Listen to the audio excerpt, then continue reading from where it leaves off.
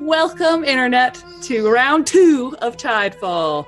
Round 2 of I don't know how many rounds, probably a million. So here we are, down one adorable wizard. Crowd favorite, audience favorite, but that's okay. We will trek on without him. So a few things to announce before we start. We still have the Survivors Complex anniversary giveaway going on. Giveaway contest. Both of those things. So go onto the Twitter, find the tweet, take the quiz, prove how much you know about our Survivors Complex crew, and you could win art by the one, the only, Mojo, our very own Morgan and or Willow in this game. Also, we just started up the giveaway that we're doing for Mordenkainen's Tome of Foes. Again, probably go to Twitter for the details on that because I don't know them. But that's going to go until May 21st, and we'll announce the winner there. We also have some stretch goals for that giveaway. Has that been announced yet? Okay, great. Yeah, those things. Yep. Also on Twitter. If Follow it helps, the tweet with the Mordenkainen's giveaway to the Gleam is actually pinned to our Twitter page, so you can just go right to the top and click on it. Perf. Do it. GGameKnights. Follow us. Love us. Be our friend. Survivors Complex is this Saturday at 3:30 Eastern. What time is it at? 5:30 Eastern? 3:30 my time. 5:30 Eastern. Be there, be square. As they start up a new, I don't know, they just have a cool session after closing an arc. So that's going to be sick. Join up if you haven't been keeping track. So you're like, oh, I can't watch all that backlog. Just start new with them. It's perfect. Perfect timing. And then we've got Wild Space on Monday. And yeah, that's the upcoming things. Yep, nailed that. Hashtag nailed it. So now let's just get started with Tidefall, shall we? Okay, so when last we left our heroes, 6 unruly travelers of very different backgrounds kind of gathered up together, became an adventuring party. Just crazy random happenstance. A few of them knew about a job that needed some folks, so they went and took that job, which involved tagging along with some druids to a place to do a thing, basically. Figure out what magic they're doing over there and get some eyes on it. They talked with a druid, and the druid was like, fine, that's fine, but you have to help me out based on some failed social checks that happened. And so when last we left off, they were just hanging out in the desert, about an hour outside of town, told that it's going to be 4 or 5 hours before the druids come by to pick them up for the trek to the place for the thing. And that's where we left off. Take it away, everyone. So, where are we right now? Exactly.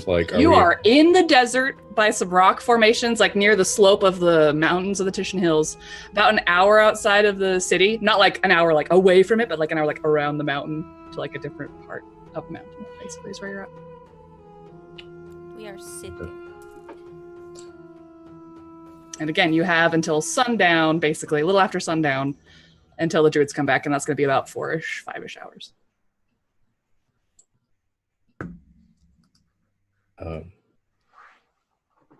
Anyone bring anything to do for the next 5 hours? Well, I'm going to take some notes. And Cole just sits down and starts taking notes on things. There is always game to hunt. I have already caught these little lizards. Oh, I thought you were saying games to play a game. Let's play a game. What game? Okay.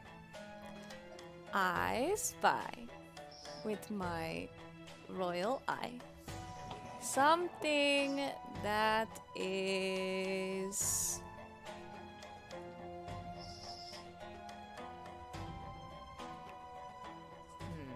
there's not a lot of things here. Is it sand? It's probably sand, whatever it is. Let's do a different game. Bammy, do you know any games?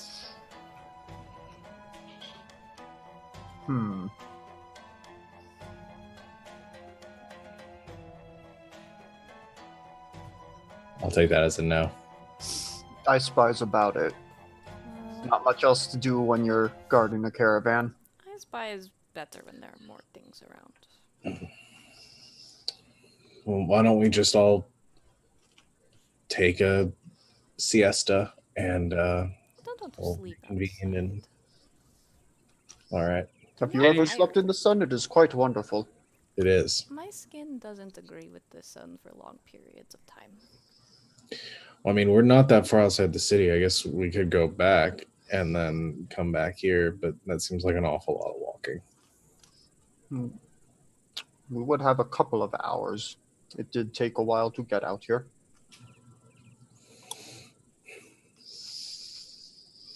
I have nothing we need to do. I need to do back in the city. Do you, Vivi? No. Well, I think could super duper fast track this for you guys. I was just giving you the opportunity to do stuff if you wanted to do stuff. I was going to say, I feel like it'll actually go faster if we sit here and do nothing. It might. So if you guys wanted to camp there, short rest, you can do that. You're going to do that, or you're going to go to town to short rest? I think we'll Just hang stick out. out here. Cool. Whoosh. Sun goes down. It's amazing. Time flies when you're having fun. Yeah, I told you. Was that like a druid thing? Don't cut. I do have a thing. Oh, go ahead. Just as like the sun is like starting to go down, starting to set, Will's gonna roll out her little prayer rug and say the evening prayers. Do you say them out loud?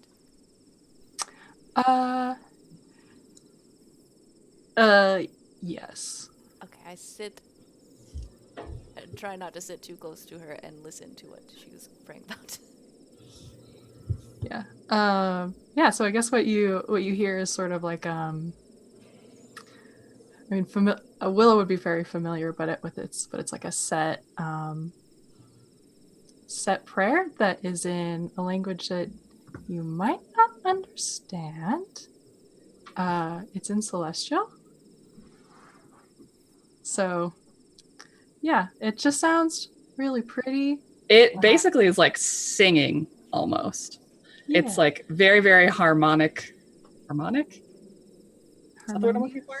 But yeah, so she's speaking, but it's almost like singing. It's very melodic. There's the word I'm looking for. And sometimes like the vocalizations, like as they like reach the air, they almost sound like bells ringing and like other just like really cool noises. That's what it sounds like. So yeah, so she does that for a while, and then there's like a silence for a while, and like while she's still sitting there, and she's kind of like got her like her hands full, and she's like, well, I've met some new friends, and please bless our journey, that we will stay safe in what we are doing, that we will be guided by the stars and your light. And then just sort of like says it like a few more lines in Celestial, and then sort of stops and starts to like roll up her little rug. I wait until she's done and then I go over there and I say, Willow, that's very pretty. Is that for your god? Yes, that's how I pray to the goddess. That is lovely. Thank you. As you guys have been hanging out, and the sun has been going down as the air has gotten a lot cooler. Some of you guys have to put on more layers as it starts getting colder really fast. And the rest of the desert kind of seems to come alive around you guys. Like as you've set up camp and are sitting resting, maybe you have a campfire, maybe not, doing your own thing, prayers or otherwise. Like little rodents like are digging up out of the ground, like some snakes are coming out and like going to different places. Lots of birds and like night owls, like desert owls and things are coming and like sitting and hanging out on the rock formations. It's very backwards to what most of you are used to, except for Bammy, like where most other biomes are very awake and lots of stuff is happening in the daytime. In the desert, it's really quiet and like just dead in the daytime. But now that it's night, like all of these bugs are coming out, like there's so much more noise now. As you guys are hanging out, like, and I would say, Cade, you probably notice, like, over the hours, it's just like, oh yeah, the wildlife's coming out, that makes sense. But maybe, like, in the space between naps, perhaps, you notice that there are quite a few birds, like, hanging out in, like, near you guys. Like some tiny little desert owls just like hopping around on some rock formations, just like maybe 20 feet away and like not being scared by you guys, like especially when Willow gets up and puts out her prayer mat and stuff. There's some desert hares that you notice like poking their heads out of some grass and then just like hopping over and just hanging out after the sun has gone down. Okay. I watch them close enough to sort of identify the creatures a bit, get an idea of what kind of creatures are in this area. Do you want to make a nature check for me? Sure. I'm hanging over your shoulder going, what are you looking at? Oh yeah, who has dark vision in this group? I don't, but I'm going to light my oil lamp. Okay. With a little bit of light. Yeah. Did you guys say that you had a campfire out or no? You probably should have a campfire out. It's pretty cold. Okay. Okay, great. Both. So I don't know if Cade's sitting a little bit away from the group, so you light your little oil lamp. And it's just this little clay, almost like a teapot, but an oil lamp that he lights. And it's just this little dim light. Did you roll? Yes, that is a whopping 12. That's enough. Based on their behavior, first of all, you identify desert hares, desert owls, and surprisingly some reptiles, which is what leads you to this conclusion of the druids are arriving and they're keeping an eye on you and figuring you out before revealing themselves. In which case, if I get that impression, then I'm just going to sort of just look at them, look at the creatures that are staring at us and just wave. Aye. There's like a little hair that's just like, and then it waves. How did you do that? I don't think they're really animals. You'll see soon, probably. I can't see much out there, to be honest. Me neither. Okay, so in the quiet, like as the sun like finishes setting and like the stars are definitely out, it's definitely the coolest, the comfortably coolest it's going to be before it starts getting too cold. You guys hear, well, I'd say first Cade does and Cole, but meh, Cole. And after a while, you guys hear like the movement of some sand and like some padding feet almost. And it's surprisingly quiet because all of a sudden, like around the corner, like into the campfire light is Keen. And he just shows up and he sees you guys and just kind of does that cat thing where he's like, yeah, hey. Like, and just like is there. It's just like, I'm here. And then off of his back slides a little, what are they called? A little prairie dog that as it like slides off his back, like just morphs, Animorph style into Whistle. All right, you guys sure settled in. Are you guys ready to go? Yes, please. All right. Hope you've got your walking shoes on. What do you need specific? Actually, no, Bammy would probably know that. Yeah. He doesn't use shoes. So like as Whistle has like shown himself, a bunch of the other animals have like now, like they're starting to like get a little in, like those of you who didn't overhear Cade, like you see these animals moving and it's kind of like, what? And then they start whoop, like rapid style anamorphing like into these druids. You've got different skins on them, like hoods, some like dust coverings over their mouths. Lots of different like skin tones and eye colors and hair colors that you can see peeking out of hoods and stuff. For those of you whose skin that you can see in a significant amount, they all seem to have different like tattoos on them. The darker tones, the tattoos are bleached on, like Whistle does. And they all just start, they kind of nod at you guys and start moving out. And Whistle's like, he leans into, who would he lean into?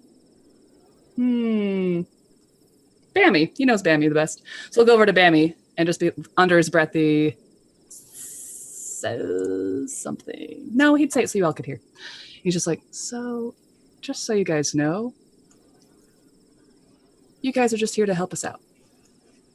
Like, that's it.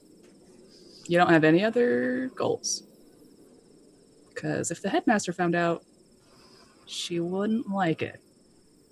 So if anyone asks, you're just good-hearted souls helping us out.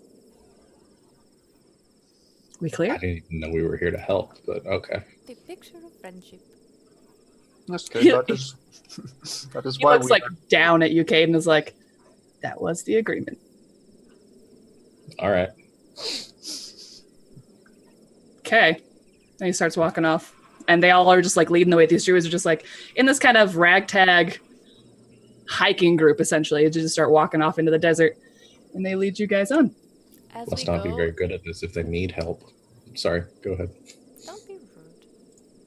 As we go, because it's dark and I can't see, and I don't want to trip, I'm going to ditch my skirt.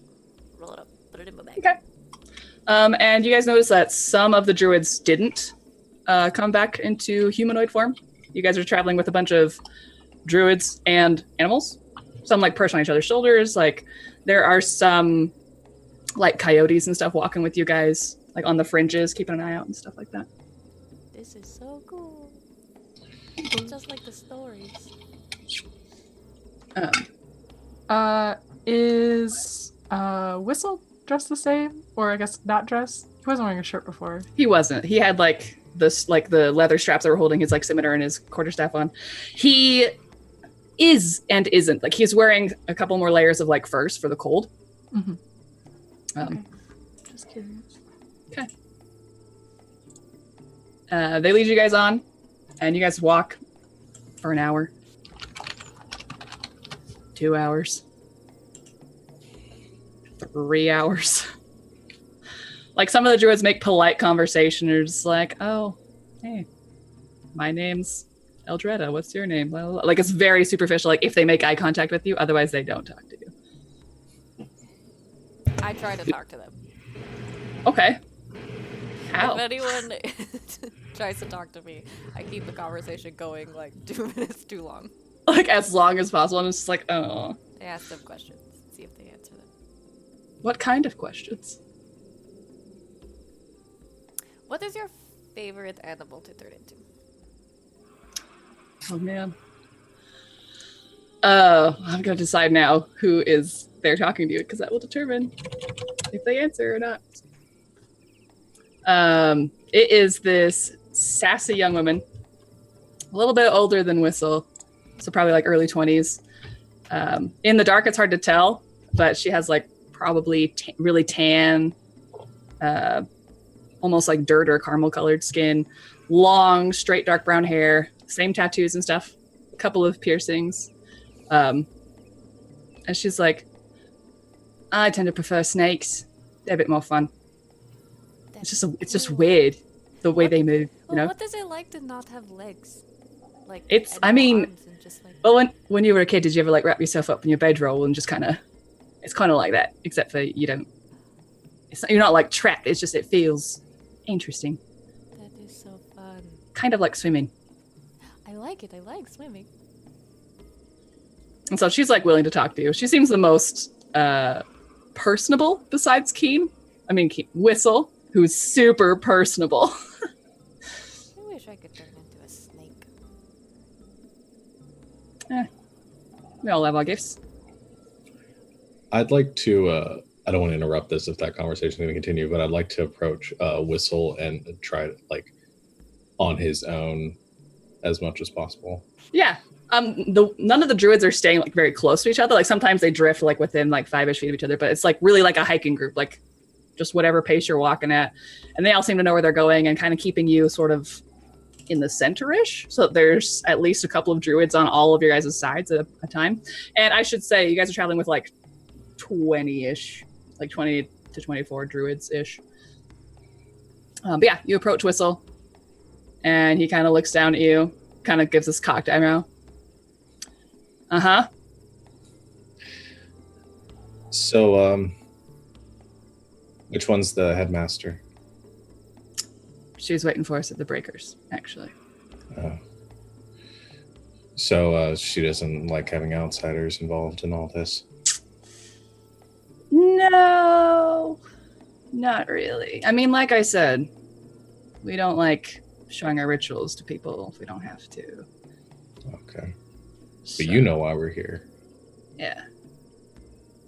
So A what? couple of druids like look around. And he's like, "Yeah, to help us out," and they like nod. I kind of nod, look around, seeing his reaction to that, and say, "So tell me about this font." How would he even react? He kind of grimaces. Okay, frankly, my friend, Cade, was it? Yeah. I don't trust you. And even if you are what you say you are, which I don't necessarily believe, you know that we don't tell just anybody the location of fonts. It's kind of our duty to protect them. So... No, I get that.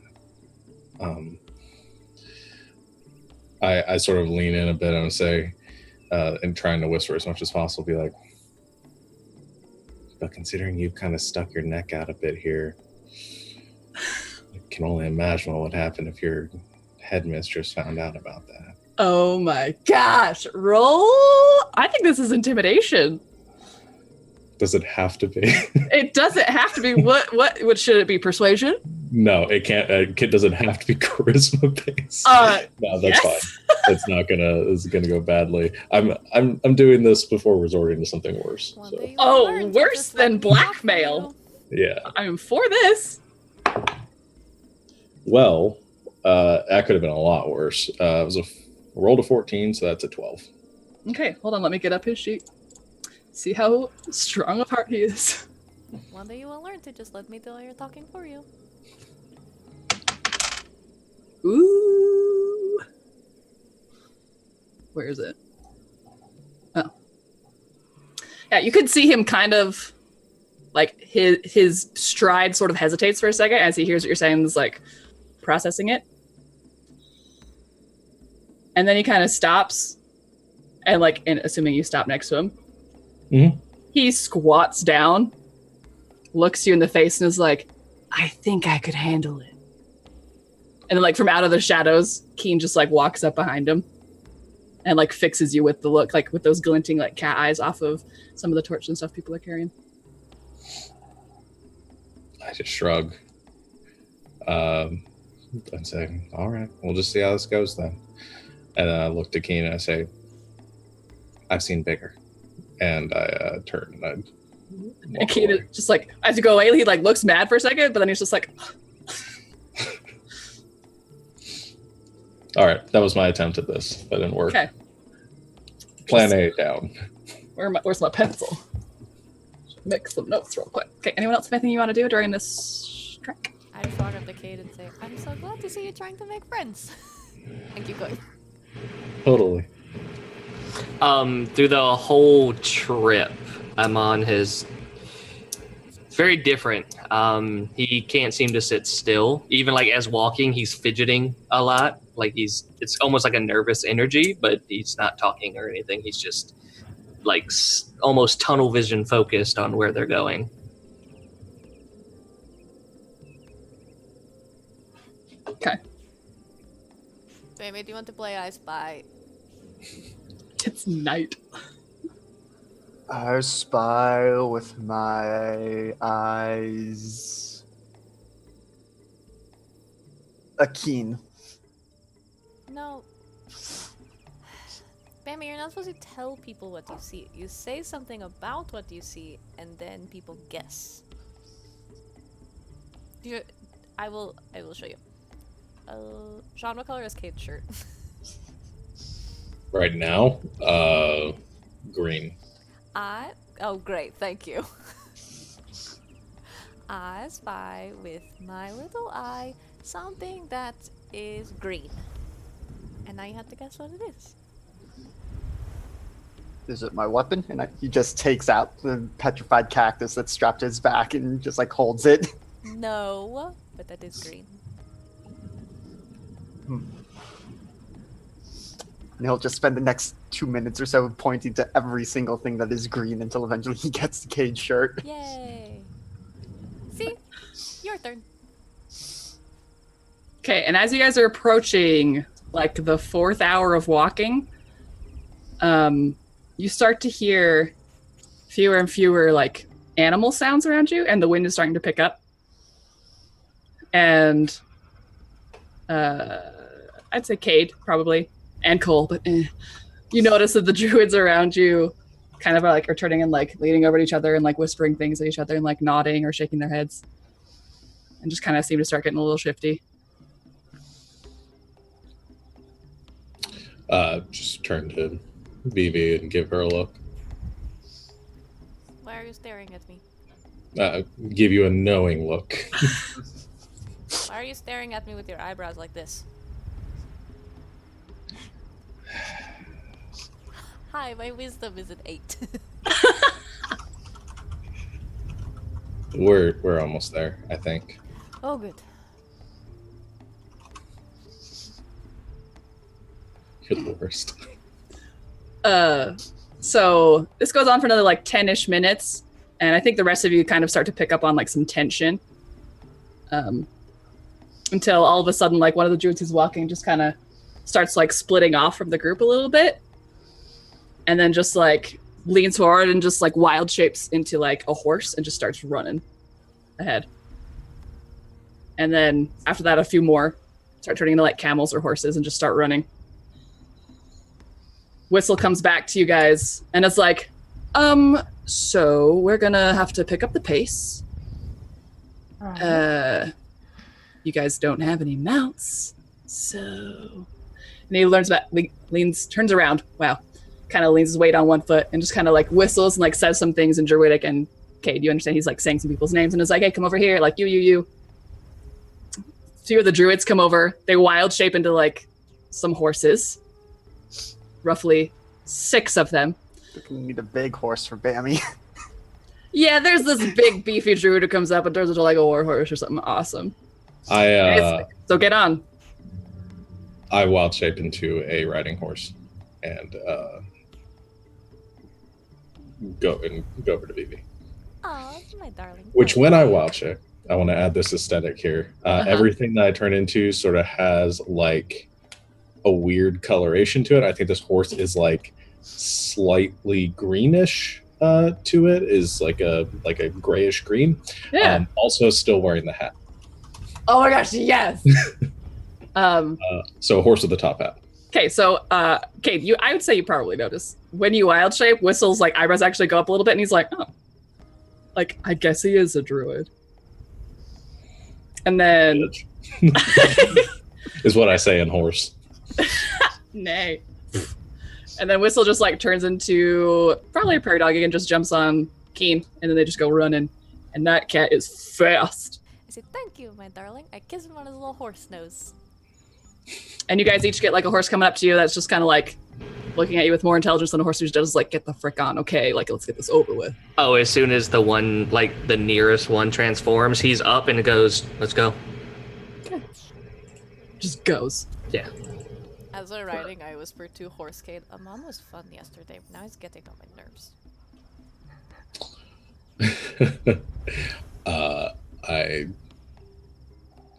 There's only so long I can go without saying this. I telepathically talk back to you and answer you and say, yeah, he's being weird.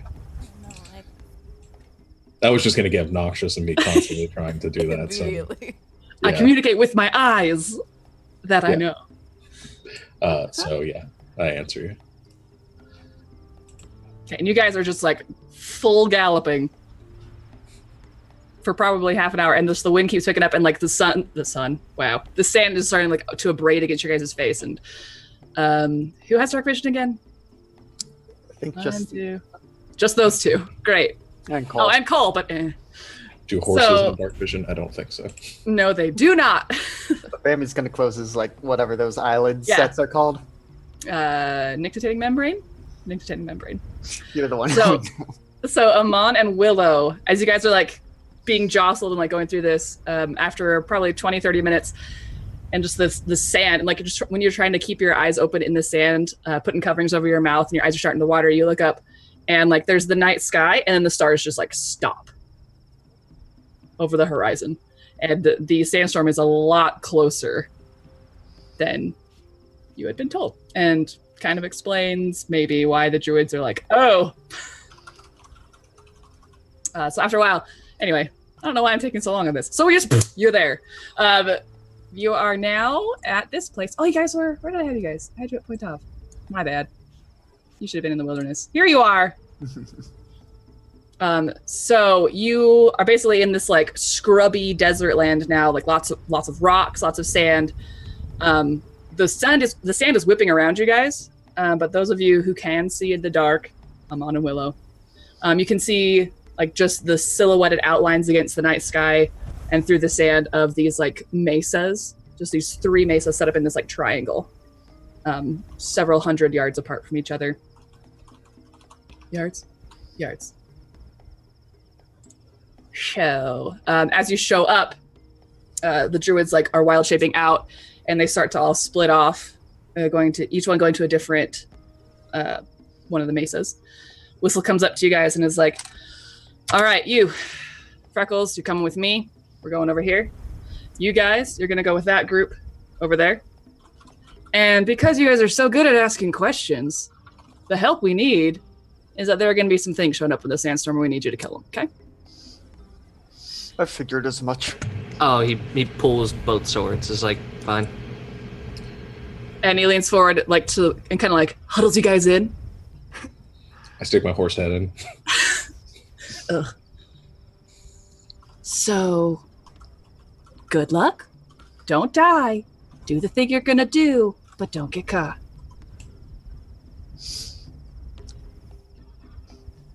And then he trots off. He gestures to Cole again and like takes Cole with him to one of the other breakers.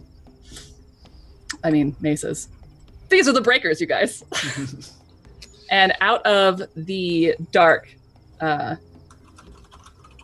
bright white owl this is flying through the sand, flies towards you guys. And the druids who were like kind of congregating around you guys, it's like, all right, come this way. We're going over here. We just need to do a little bit of a climb. And the owl, before it lands, like 4-ish feet off the ground, just whoosh, anamorphs into this elven woman, very pale, like almost a very light ashen brown skin color, similar to like an aspen tree, like it's white on top of brown, like she spent so much time in the sun that she's been bleached. Her hair is very long in dreads, and she looks through the sand, like when she's still walking up towards you guys, she looks like she's very young, probably around your guys' like Willow's age.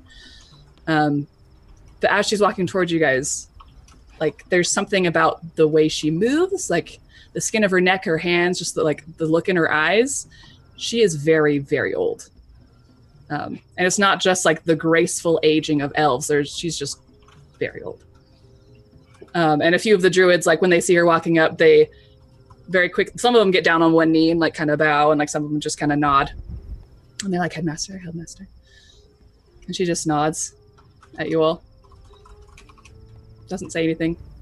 Like doesn't even open her mouth, it just kind of nods at you. Looks you all over one by one. And okay. And the sassy teenage druid, sassy early 20s druid that was hanging out with Genevieve, kindly sworn is like, that's Heldmaster. Oh shoot, what's her name? What's her first name? I'm so embarrassed. Engifer. I sort of deduced based on the way of she doesn't talk though, so. Deflecting. And she just starts walking calmly towards the breakers, the mesa that you guys are all going to, while the other druids kind of like, we're running, and they're like, okay, I guess we'll walk. And true to form, like even though the other druids, like you can hear them like yelling at each other in that like backwards talking language, and can you understand them like, all right, we're gonna climb up like this other side, like last time we were here that one collapsed with all this sand and the visibility and these people, like just making plans of like how to approach. And some of them will go and like talk to the headmaster and be like, what do you think? Like it's coming on a lot faster than we thought. Like we thought we had 24 hours. And just like that early 20s druid said, she doesn't talk. She just kind of nods. And just like doesn't seem to give any answer to anything, but it's sufficient enough, like with her nods or gestures, or just that people get the point and they just go about and doing their things. So probably another 20 minutes, and the sand is getting pretty thick now. You guys Hopefully you have things to cover up with. Any exposed skin is starting to get rubbed raw, like a sunburn. Go ahead, Genevieve. I hold my breath, Perf. which I can do indefinitely. Yes, you can. Bammy, you are fine. Your scales are not rubbed raw. Yeah, he probably has like a strip of cloth to just like cover over His nostrils. but But you're good. Yeah, you guys end up having to sort of boulder, sort of rock climb, take this trail up this mesa. And, oh, there are still bug sounds. Go away, bug sounds. There are no bugs. It's too sandy.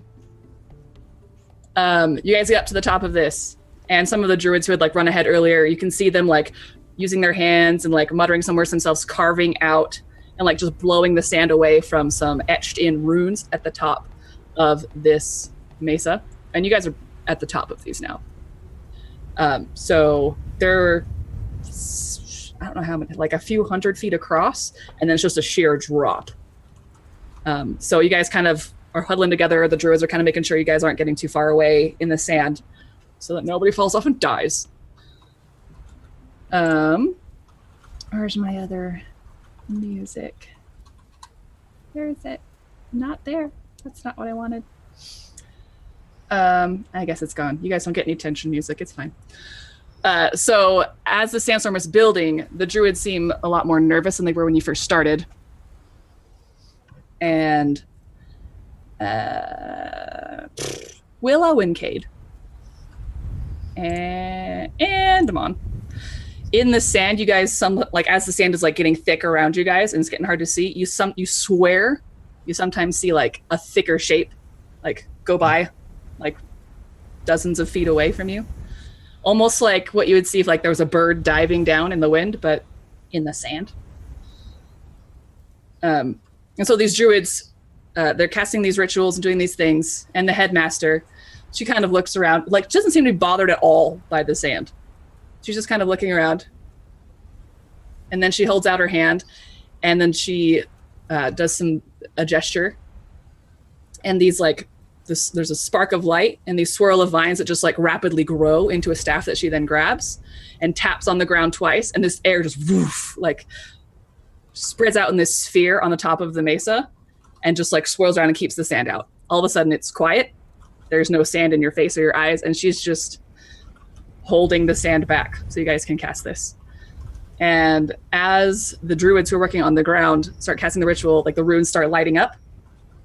And you can see in the distance through the sand, just barely, two other little pinpricks of light that light up as yours does. And the druids all seem to assume positions and kind of look at you and are like, just kind of shrug. And the sassy druid says to Genevieve, is like, well, keep him off us. And then she goes in and starts like chanting in sync with the others. And the headmaster is standing in the center with her staff and seems to be like making very complicated hand gestures, like more complicated than you've even seen that wizards do in their casting. But they all start chanting, and I had music for this that was very cool. It's gone now. Oh, here's some tension music.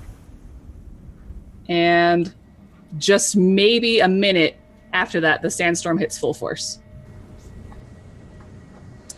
And what do you guys do? How do you set up? There's basically a ring of druids, probably 10, 20-foot radius. You guys have probably like 8 or 9 of them around in a circle with the headmaster in the center.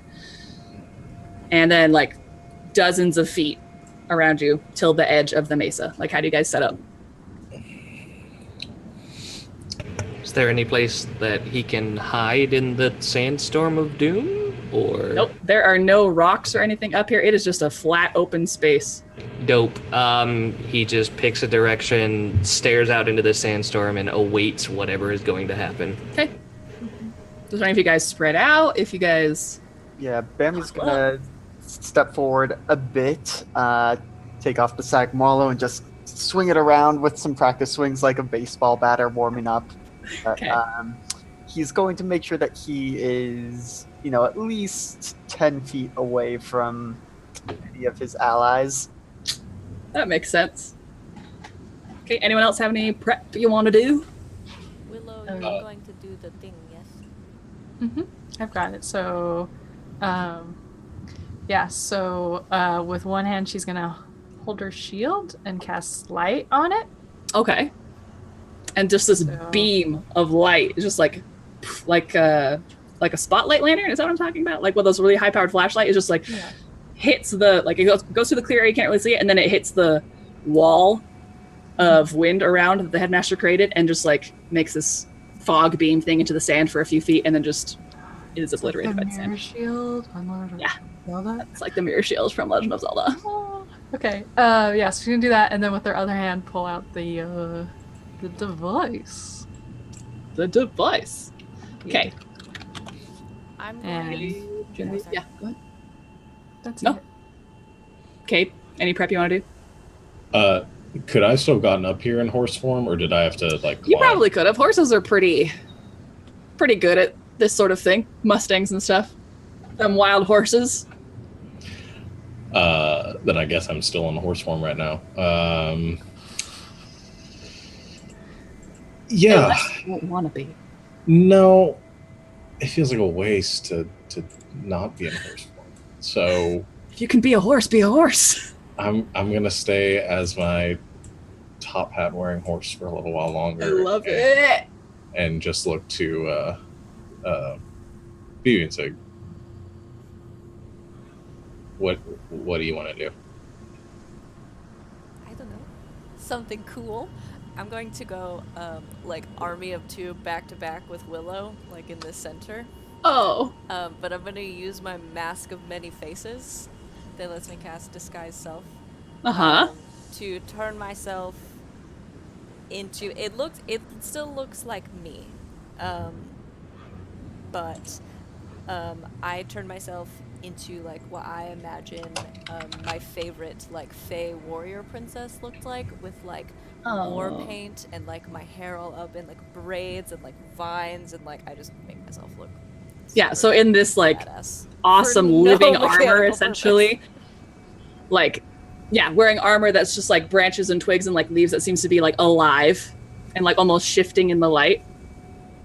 Something really, really cool looking. You're a little bit taller. Just like a couple inches. Okay. And then I look at Kate and I'm like, do you remember the story? I just shake my horse head at her. You look stuck in brute force. I look amazing. Don't worry, Willow. We protect you while you use the machine thingy. Yeah, and she like turns around at this point and like notices. You look very beautiful, Countess, and very fierce. Thank you. And I look at Kate and I say, see, someone appreciates me. How did you even marry this guy? Straight up. Okay. So you guys wait in like this anticipation, almost like hide and seek, when you're like, I feel like I have a good hiding spot, but who knows? And these shapes that have been going by, Willow and Amon, you still see them, and then a couple get bigger, and then all of a sudden, like poof, like one hits the wind wall, and just seems to like disperse across. It's like poof, like this scattering of sand sound almost, and it just like seems to like slowly go across before like breaking off, and it happens a couple more times, almost like you're getting hit with like a bag of sand that just like breaks across it. It happens a couple more times, and then it's almost silent in a way, besides the wind and the whisking of sand going by. And all of a sudden there's so many, in like rapid succession, like 5 or 6, just and the sand like falls down to one side instead of sliding off, and seems to congeal into this shape that rears back and just like slams into the wall and seems to like press into the wind, starts to get like pulled apart and disintegrated, and then like rears back. And these sand forms just seem to like be shifting around like these little hills of fluid sand that like are looking for a spot and then just like throwing themselves into it and just... Are they making any noise other than sandy sounds? Like, do we hear anything other than that? Like, I would say that you can't hear through the wind, besides the like gritty sand whisking sound that you're hearing from the wind. But yeah, you can't seem to. They don't seem to be making any other noises. Also, Okay. I should say, sorry.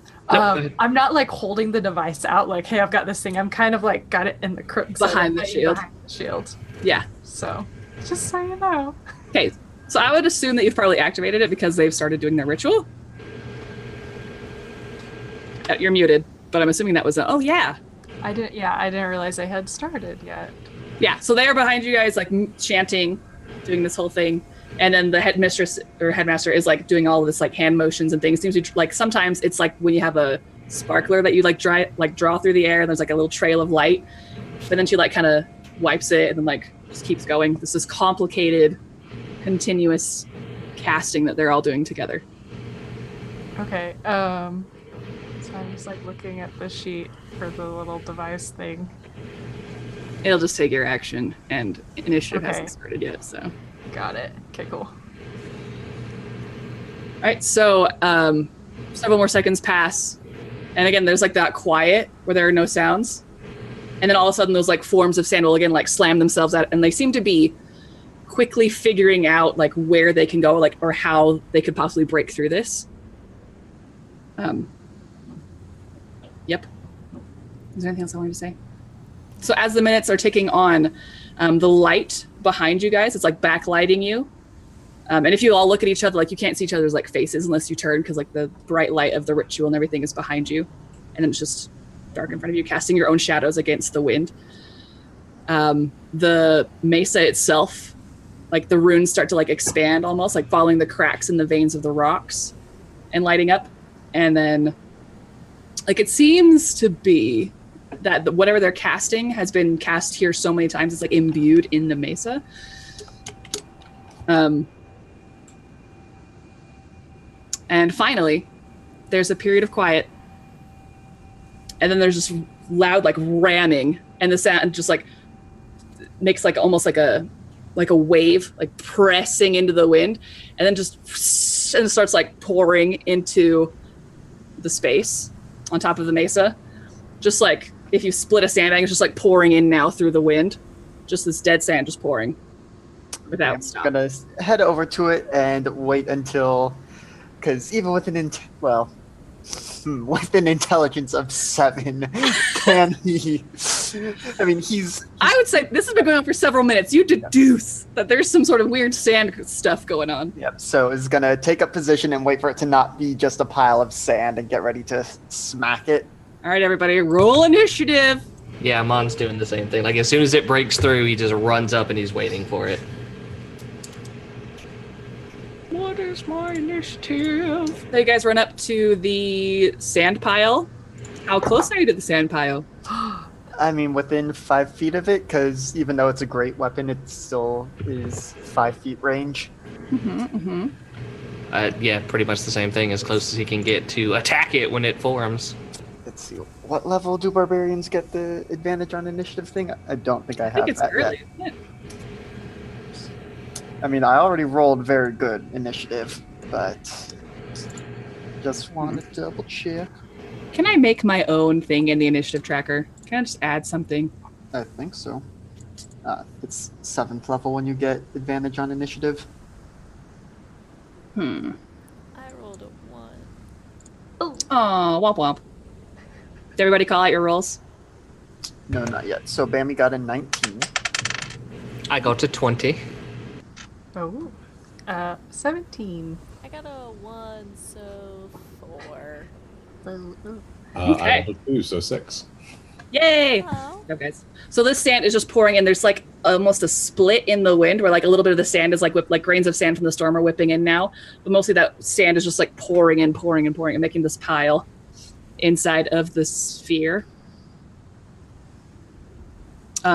So where are you guys? You guys are just all huddled around it like in a semicircle? Like what's going on?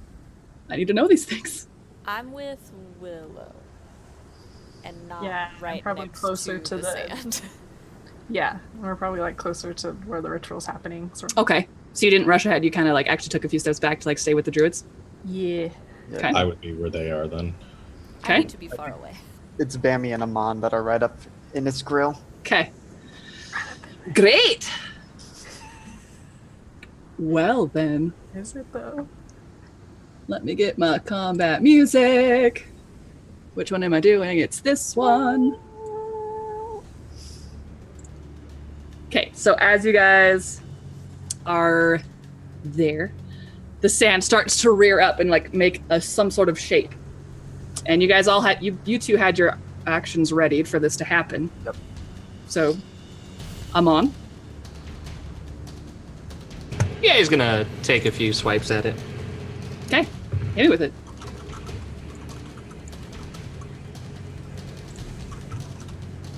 $16 to hit. 16 does hit. Dope. Roll me some damage. 9 points of damage. Okay, which weapon is this? The rapier. Okay. So you just like leap forward like a fencer, pierce right into this sand thing as it's forming, and your rapier it goes right into it. It's sand. And there is some sort of resistance that you hit there as if it wasn't just sand, and you pull it out. You just stabbed sand. You feel like it was a pretty forceful hit, but maybe not. Is this working? There we go. Okay, Bammy. Gonna swing at it with the Sagmarlo, the petrified cactus. See if he can disperse it a little bit, maybe. Okay. We'll see. So the sand is still like flowing up like a reverse hourglass, trying to form this shape. Yep.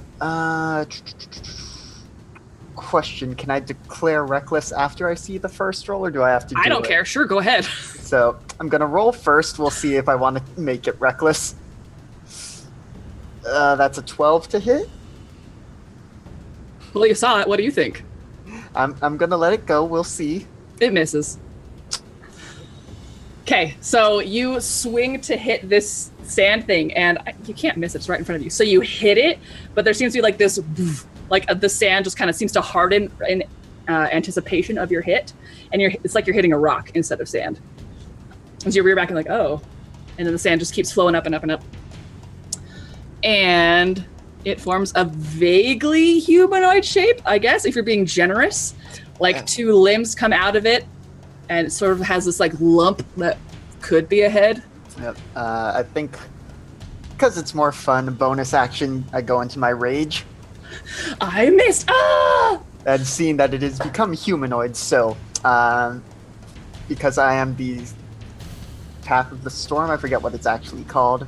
I have the Storm Aura effect, so when Bammy goes into rage, there's just like a pulse of fire that goes off of him.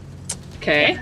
You know, this is the one where people just take damage, but it's all creatures. So Amon is also going to take 2 fire damage. All of a sudden, like, you did your strike him on, and then Bammy swung to hit and didn't seem to do anything. And all of a sudden, he starts to like breathe heavily and like almost do that Hulk thing where the shoulders like tense up. And all of a sudden, it's really hot in here, and just like waves of heat hit you off of Bammy, and it's just like almost you get like an instant sunburn almost, and you take 2 fire damage.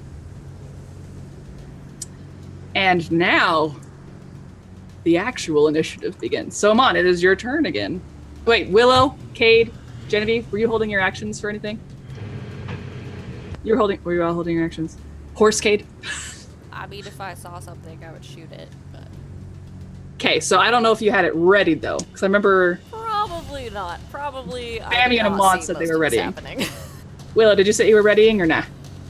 No, but I'm probably just gonna wait till a good time when till your initiative, maybe? Till you come up with the initiative order?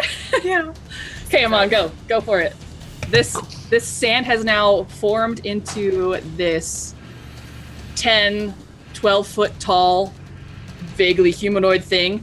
The sand has seemed to like gape back in like these lopsided holes on its face, and it just seems to look around and it's like just gauging the situation right before it's about to react to its sudden appearance. Cool. Bammy is what, within 10 feet, right? Yep. Cool. Does that mean I get sneak attack on these? Because you guys are right up against this guy, yeah. If I hit, that is? Yeah. Cool.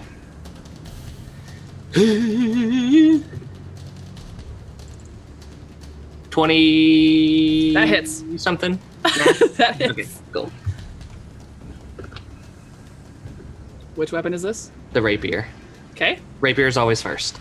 Hit me with that damage. Cool. So, It's 9 damage. Okay. No, computer, I don't want to update right now.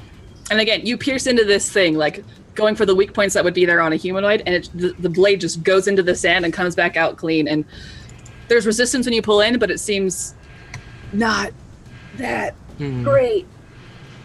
Almost as if like it's not doing as much damage as I thought it would. Almost as if it's not doing as much damage as you think it should. Cool. That's cool. And then the 2 sneak attack. Oh, literally 2 points of damage for sneak attack because Okay. I rolled 1. Okay. And then cool. And this thing seems like super not bothered. Yeah. Long sword. Okay. 15?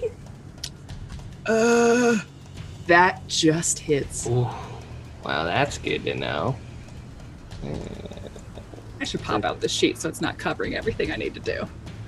12 points of damage on that because I rolled max. Yay. Okay. Yay! And yet, Still you the do same thing? This awesome hit, and you're just like, yeah! And that would like level any normal person. But then just, it goes through this sand, there's this brief gash that appears, and it just seals right up. And you're like, well. Okay. And this thing, like, its lump of a head kind of looks down at you. No change of expression, just like realizes you're there, and it's like, oh, a bee. Okay, Bammy. So how tall is this thing? It's like 10, 12 feet tall. So it is actually It is tall. a large creature. It is not a little one. No. But so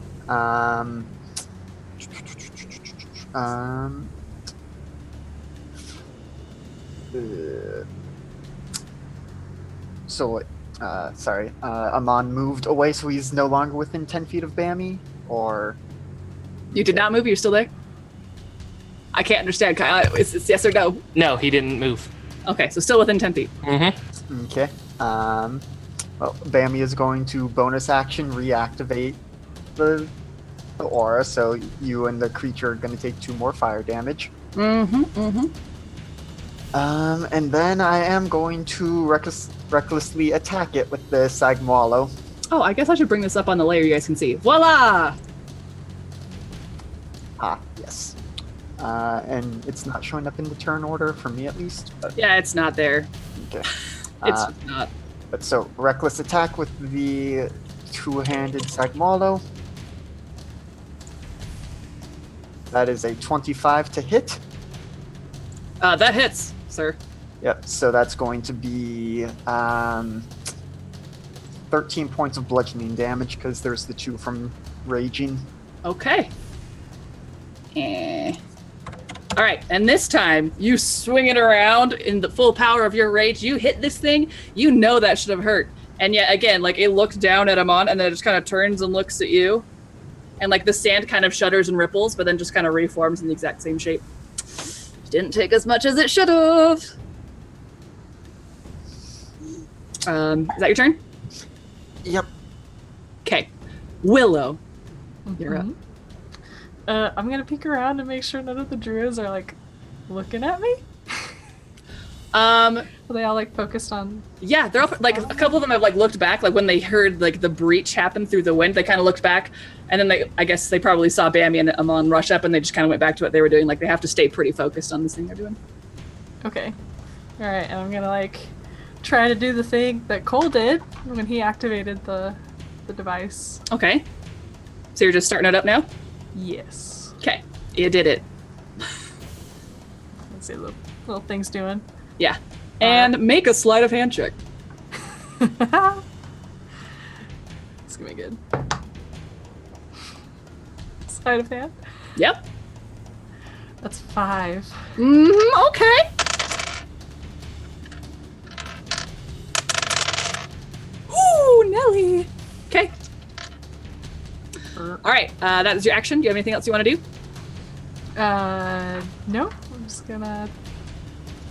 Just kind of hunkering down behind your shield? Yeah, just pretend like I'm not doing anything that I shouldn't be doing. Okay. Cade. Horse Cade. There Horse is this Cade. beastie thing Yeah, How far away horse you guys cade, are? Like maybe 20-ish feet? horse cade, horse size. Seeing them all grouped up on it, don't really want to get on that. So I'm going to use my bonus action to drop my my animal form. Oh, okay. That's a shame. And sort of, yeah. Sort of poof down and like catch my hat, pull it back onto my head as it appears. And I'm going to use my action to instead cast Moonbeam. Ooh. Space laser. Space laser. So a pale beam of light shines down in a 5-foot radius, which I assume is just on. Well, Yeah, it would be just it. yeah. Okay. So Moonbeam, and it has to make a. Let me double check the saving throw. Constitution saving throw. All right. Where'd you DC go? is 14. Should I click? Is it better if I click so you guys can see the roll? I want to roll it. I'm rolling. Roll those dice. It's a natural 18. Okay, so You're it the takes half, DM. Do what you want. Yeah, do what I want. takes half damage, and I rolled 6, so he takes 3 points of radiant damage. Okay. Why won't it just let me do that? Rude. Okay. So the moon somehow shines brightly through the sand and just like pew right on this sand thing. And the sand seems to like shudder off and like start to fall, like making those like falling sand noises for a bit. And he's like, ah. And the sand like slurps it back up and reforms. Anything else you want to do, my man? You want to move? No, I'm going to stay right next to Vivi and Willow and see what happens. Okay. Genevieve? You're about to see what happens. Okay. Can I tell that Willow is trying to like hide the thing? I feel like it's sort of obvious. I want to have you make an insight check because I think that would be funny, but also I feel like you don't need to roll. Like, you know that you guys are trying to be surreptitious. You know that she has it. Okay. Then I would like to, for the duration of my turn, whatever I do it as loudly and as dramatically as possible. For it. So people will look at me instead of Willow, because I feel like she's trying really hard, but she's not doing a super great job. She's also bright pink using this thing she doesn't know how to use or read. Yep. So just for the duration of my turn, it's all showmanship. Perfect. What are you doing? What are you showing us? I Greatest did showman? my disguise self, and so in Primordial, which is the only other language I speak, I call out something very dramatic about like, for the glory of the goddess of beauty, or something. Just very dramatic like that. Yes. Dramatic like that. And then I use my bonus action to hex the sand thingy. Yep. What does that look like? I'd say it's probably not weird, creepy shadows. No, That's not your magic. It's very pretty. So I have my my pretty like filigree sort of locket on, and it starts to like glow. This really pretty, like everything I do is sort of green. So it's very pretty, like emerald green color, and like pulses. And then there's this like big pulse of green light, like my fairy fire, which then sort of like latches on to the sand thingy. And I get to hex a stat. And Yeah. I want What to do you hex? It's dexterity. I'm gonna say Cool. dexterity. That seems right. Okay. It's sand. Disadvantage on dexterity checks. Yeah. Screw you, sand. You're clumsy right. now. How am I going to remind myself of that? Is there I know there's a boot icon. There it is. Yeah. Boot. Yeah, messed up your feet. Okay, so this light shines out from you and seems to like circle its head almost like in a like an orbit of this light, like a firefly is flying in its face. Bunch of fireflies in its face. And then I do this very dramatic, like, sort of intake, almost like a ballet A dancer. yoga pose. Oh yeah. And then I Eldritch Blast it. Yay! Roll the hit. What's my modifier? I don't know. Oh, that's not. Oh no, it's pretty good. Oh, 17. oh, the sand thing didn't get to go. He's gonna go after this. 17 hits. Yay. So I do damage. This is also green and sparkly. 9 force damage. 9! It takes all of that damage. Eat it, sand. As you hex it and then you dramatically flourish, and you just blast off a whole like just a spray of sand that just gets picked up into the wind and just carried off. And because I missed its turn, it's now gonna go at the end of the order. Whoops. So this sand thing just slowly looks down at Amon and at Bammy, gets hit with these things, has a firefly in its face. I'd say for fun it swipes at the light and it's nope. And then it's just going to kind of almost, its arms get shorter almost, and it kind of tucks in, and then it just slurps forward, straight forward. I think straight into Amon probably. And you need to make a strength saving throw. As the sand just starts encroaching on you, and just you try and back up, but it's just so fluid, it's starting to engulf you. Yay, strength. 12. So you are you had your rapier out and your longsword. As you finish your attacks, it starts to move forward, and you're backing up, and you try and slash at it, and then your sword just and then you're it's just the sand is engulfing your arm, and you're yanking back, and you're throwing sand as you're trying to resist, and then it's just you take a big breath, and just you are now swallowed by this sand creature, and you are just inside sand. You can't see, you can't breathe, you are just engulfed in sand. And all of you see this happen. Yeah, and that's what it do. That's its turn. Amon, you're up now, man. I forgot. How long can you hold your breath, my dude? Just real quick. Yes. I forgot my hex damage, even though I literally just cast a spell. Hit me with it. What is it? 6. Sweet. Necrotic. Thanks, Alex. You're the best. Cool. Amon, you're up. You are restrained? No. Yes, you are restrained and you can't breathe. Well. What does restrain do again, you ask? Yes, what does restrain do? I don't know. Let's look it up. Your speed is 0. Your attack rolls have disadvantage, and you have disadvantage on dexterity saving throws. Oh, wait. Are you now in the moonbeam space? I think you... No, he moved out of it. Oh, well. So if, Cade, you move it back onto the creature, it's going to also hit him on. Throwing that out there. So, you are blind, deaf, restrained, inside of sand. So I can't move, at all, right? You can move. Uh-huh. Not well. Not well. Okay. I'd say you can't get out of it, if that's what you're trying to say. You Yeah. can't, walk out. You are just, stuck in there.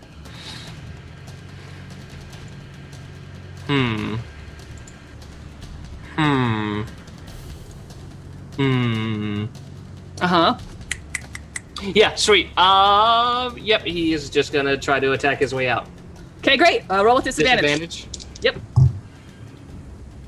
So that was a 16 and a 12, so 12, 13, 14, 15, 16 still. That hits still. Dope. Do I get sneak attack? Because I'm I think he knows exactly where you are. Dope. But he does have an ally threatening. I do have an ally threatening, even though I can't ate you. I don't think he feels very threatened by you. You also don't get sneak attack when you have disadvantage on your roll. Yeah. Thank you. Yeah. Thank you. What was it? 8 points of damage with the Now I gotta rapier. remember. MC Shawnee Sean. There it is. Is it 8? Yeah. Okay. And then... So you force your arm up through this sand that's trying to pull you down, and you just feel it cut through that weird resistance with the sand. But again, it was a lot harder for you to do than it should have been, and you just didn't create enough force to do much damage, you think. Cool. Next is a 14. That misses. Damn it. And so you lift one arm up and you try and lift, but now your leverage is being pressed down by this sand holding up, and you just can't get enough force to slice through this sand. Bammy, you up, boy! Okay. Are there any parts of Amon that are sticking out? Nope. I'm trying to think if Bammy would...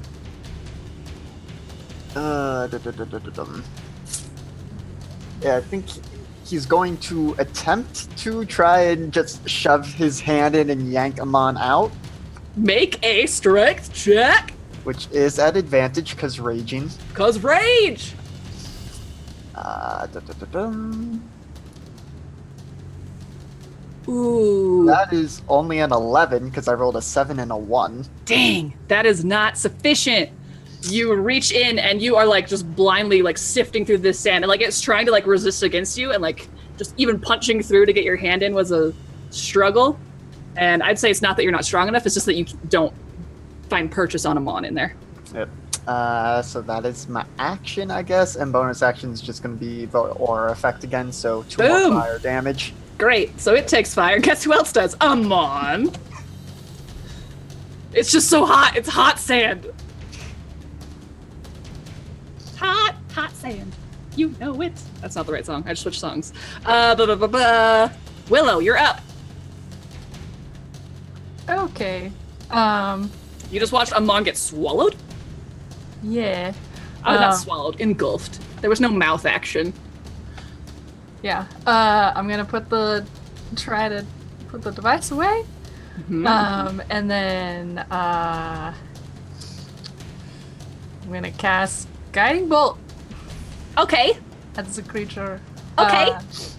Just a first little hang on, I gotta roll an attack. Right? That's how this works? Yep, roll to hit. You know what, Amon? Put that 2 damage back in. You are in cover of this sand. You shouldn't take fire damage. You're behind full cover, sir. Yep. Go ahead, Willow. Wow. What game is this? What game is this? Let's see. That is 11. That doesn't hit! Ugh. So you, like, in your haste to try and safely put the device somewhere where it's not going to fall and shatter and where it can still do its thing, you send out this casting and it just goes a little bit wide, hits the wind, pierces through, and just, like, lasers through the sand and just, like, meow, meow. Dang it. Okay. What was that noise again? Meow, meow. Somebody clip that, please. Thank you. Anything you want to do with your bonus action with your move? Just gonna pull out my spear now. What is happening? And how far am I from the creature? You are, I'd say you guys are probably like 20-ish feet away. I said it was larger than that. Probably 30. Okay. Yeah, just gonna kind of like strafe around to this side. Of Okay. The creature, but Like still staying between it and the druids, but like, and not going straight on, but like off to one side. I Yeah. got you. Okay. Cade? Why does it have to keep moving? And I just boot my hand again, and the moonbeam kind of disappears, and then poof, comes down on top of it. Oh, nice. Is that an action or bonus action? That's an action. Okay, does it need to make another save or what? Yes. Any creature that enters the space for the first time on a turn or Any starts to turn creature you there. say? Amon? Oh, wait, it started its turn in the, I just realized that. Oh, it did. So It's it should have fine. taken more damage. Yeah, I mean, we don't have to retcon that if you don't want to. Okay. I mean, we can. Let's just roll it. Let's just do double damage on this one. Okay, that's fair. So, Constitution save. That's a natural 20. Well, he saved. So it does normal damage. So, is Amon taking this damage too? Make a dexterity saving throw, my dude, with disadvantage because you are restrained. Wait, It's- not dexterity. Constitution, not with disadvantage. I mean, the dexterity even with disadvantage would be better. I thought so. 15? That's a success. Dope. So I'll roll the first two. So for this one, that would have been 10. So 5 each to them. And then the second two for the one that happened earlier would have been 7. So 3 to the creature, not Amon, because he wouldn't have been Okay. there. And that's my action. No one that I can see is hurt, are they? Bambi, Amon's hurt, but yeah, you can't see him. I can't see him. I'm pretty sure, but let me double check. I think I have to see people for this. I don't know. Yep, that I can see. So, nope, nothing I do with my bonus action. Dang it! I forgot to do a thing again. Okay, it's fine. I'll do it now. So that's your turn. That is my turn. Great. So, as your turn ends, unfortunately, you and Willow and Bammy, everybody but Genevieve, The sand that has been like blustering in from the sandstorm, like from that little crevice it made in the wind, it congeals all of a sudden into this tiny shape that is just like flitting around really fast, just in your peripheral, and it's going to try to dive bomb one of the druids. Shit. Hold, please. Let me just get a sheet up here. It's fine. Okay, roll to hit, self. This is so bad. Okay, so this weird sand thing just like dive bombs with this like really high-pitched wail and like with these claws out at one of the druids and just like misses and just like hits the ground like where the ritual circle is and just like scatters into this dust and sand and then just like skitters across and then after a few feet reforms into that dusty winged shape. And that's what it do. That's it. Now it's the sand thing's turn. It's got him on in it. What can it do with that? The Constitution save. That's right. Ah, don't fall. That is a 9. So that fails. So Yeah. roll big. Ooh, that was a 5 and a 7, so that's 12 points. Reed. Excellent. This thing is starting to look a little hairy. Like this, like where the laser's hitting it, the sand is like pouring off a bit and like sort of like slows, like it's pulling up to like try and reform, but it's just not quite doing it. It's looking a little harried. It's not look bad, but anyway. Blah, blah, blah. So, Amon, you take an amount of damage equal to a quantity. That is an amount. 15 bludgeoning damage as the sand around you you've been trying to force your way against just clamps down on you and starts to crush you. And that happens. And then it's going to look over at Bammy and just like it pulls its arms back and just spins like and tries to hit you with both of its arms like it just whoosh in this little cyclone-y shape that it do. Okay. But this That's is a not the natural turn. one. Okay, so yeah. And that's another natural one. It like just spins around and goes to hit you, but it is like so high, like it's like over your head, like you go like you're gonna duck, but it's just like whoosh, whoosh, both of the arms. That's what happens. That's its turn. Cool. Genevieve, you are up. Okay. I have a question, which is probably Yes. going to turn into like 4 questions because we all know that's how my turns go. I know Amon is in there, but not necessarily that he's like being hurt, but True. he's in like a sand monster, which for most people. Yeah, is you all pretty bad. watched him get like slurped. Great. I want to try something, and I want you to tell me if I can try it. I would like to Okay. try to use my action to Thorn Whip Amon out of the sand monster because I I like it. because I don't have to see Yeah. the creature; it just has to be. The answer is in range. yes. Great. So do I roll an attack? This is gonna hurt a little bit, and I'm sorry in Roll an advance. attack, yeah. You need to see if you can get through that sand to him. Okay. Oh man. Natural 20. Yeah, girl, you do it! Oh my gosh! Okay, so out of this like crack in the stone of the mesa, this like plant starts to form. This like spindly desert thorn vine just like comes up and just like rears back, following Genevieve's movement as she leads it, and just like whoosh goes straight through the sand. Just poof. And Amon, as you are in there, you feel something wrap around you, just like this. As you're being crushed, do you feel it? Maybe, probably. And all of a sudden, you are just forced through, just like almost break your back, if not for the force of the crushing of the sand around you. Just pulled through the sand and just like, I'd say you probably fall prone. You come Within 10 feet towards me. Oh, 10, yeah, so 10 feet away from the sand elemental, which is what this is. It's a sand elemental. Also, you probably take piercing damage. Which is equal to how much? It's 1d6. Yeah. Oh, 5. Sorry, buddy. Oh, 'Kay. wait, do I double it because natural 20? Nah, I'd say I had to go through the. Oh, but Okay, the okay. sand elemental takes it. A little.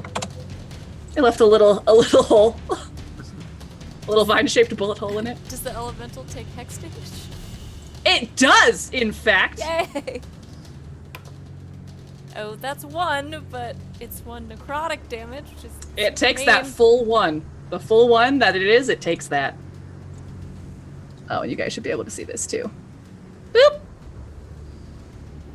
And I go, Kate, did you see that? Yeah, that was awesome. Now I don't have to worry about hurting him anymore. Were you hurting him? And that's the end of my turn. Ah, who knows anything, really? Okay, great. Who's next? I don't know anything. I'm on! You are prone on the ground 10 feet away from this thing, but you are free. Great. How fast did that thing move to slurp me? It literally seemed to only move enough to slurp you, and then it didn't anymore. Cool. So I'm going to use half my movement to stand up. Uh-huh. I'm going to use my bonus action to disengage, Uh-huh. run closer to the group, Uh-huh. and then turn around and firebolt it. Ooh! Do it. Roll to hit. Or try. So,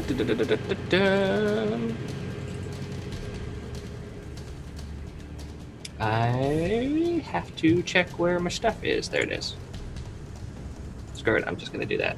17 to hit, That hits. 6 fire damage. Woo!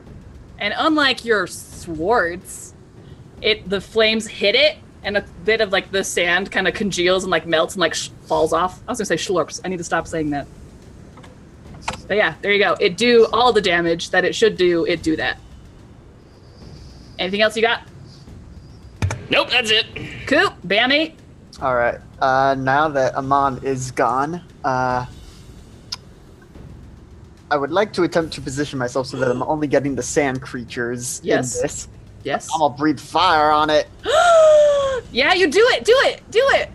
What do I do? It's a 15-foot cone, and each creature in the area must make a dex saving throw. Dex saving throw.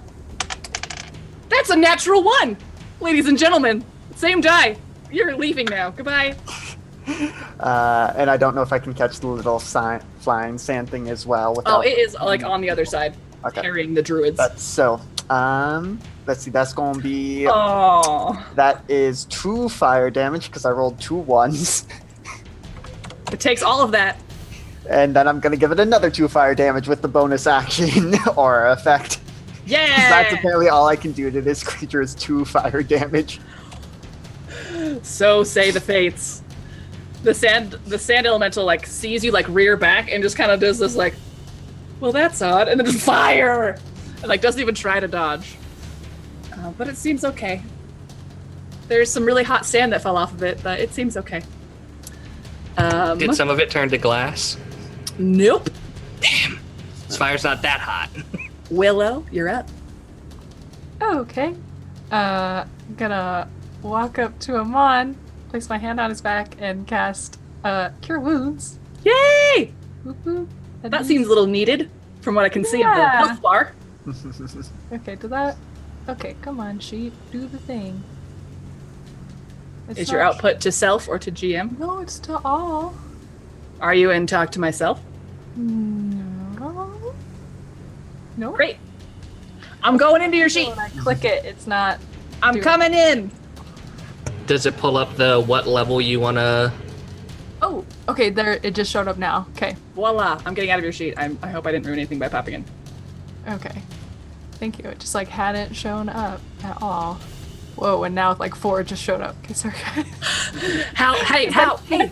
Hitting What level? What level? Hey. Yeah, okay. Alright, there we go. Cure Wounds. Did it show up that time? Nope. Oh my god. I think your sheet just might be slow. Yeah. Or it's just may be waiting on all of those. Okay. Did you see it? Do you see it? There we go. Oh no. Oh no. I accidentally left roll 20. Good. Well, coming that could be bad. All right. Well, while she's doing that, I'ma heal you. Okay, that's the one that I used for this. 9, 10, 11. Is that alright? Yeah, because Disciple of Life, you get an extra 2. Nope, that'd be 12. Nice. Even better. 12. Sort of like awkwardly hand on your back, and then as bonus action. Wait, no, I don't think that's a bonus action spell. Can I cast Sacred Flame? No, I can't. Just kidding. Nope, it's an action. Nope. Just gonna hang out there. Okay, cool. Great. And now the little sand thing is gonna. Where is it? I lost all the sheets. No. And I have none of the sheets. It's fine. It's gonna try and hit one of the druids again. Not using that one. I don't even know what its attack modifier is. I'm gonna refresh really quick. It probably doesn't hit, but it might. We'll see. If it needs to move to... I did it. I don't think Bam's close enough, but are any of us close enough for attacks of opportunities? No, it tried to it appeared in the air above the ritual, dive bombed, scattered, and then across the way. So I'd say it's probably 50 feet away from you guys. I'm getting it. Attack bonus, which is only +4. Yeah, that still hits. So it, how much damage does it do? Let's see. It just rakes these gritty claws across the shoulders of one of the druids as it's flying by it, and the druid kind of stumbles in its casting, and the light that's surrounding you guys kind of almost flickers a little bit, like when you're at home and the power doesn't go out, but you're like, whoa, did I just blink? Or it does that. And then the druid it's just bleeding from these cuts along its shoulders, and just keeps on casting. And that's what it do. And that's its turn. And now it's the other sand thing's turn. Con save. I'm getting my sheets back up. Please hold. Unless it moved, because I don't remember. I don't think it moved. I don't think it did. That's gonna be a total of 16. That succeeds, but Okay. takes 4 points. of Okay. Damage. Okay. Can you guys see its health bar or nah? Nope. Okay. That's fine. I'm okay with that.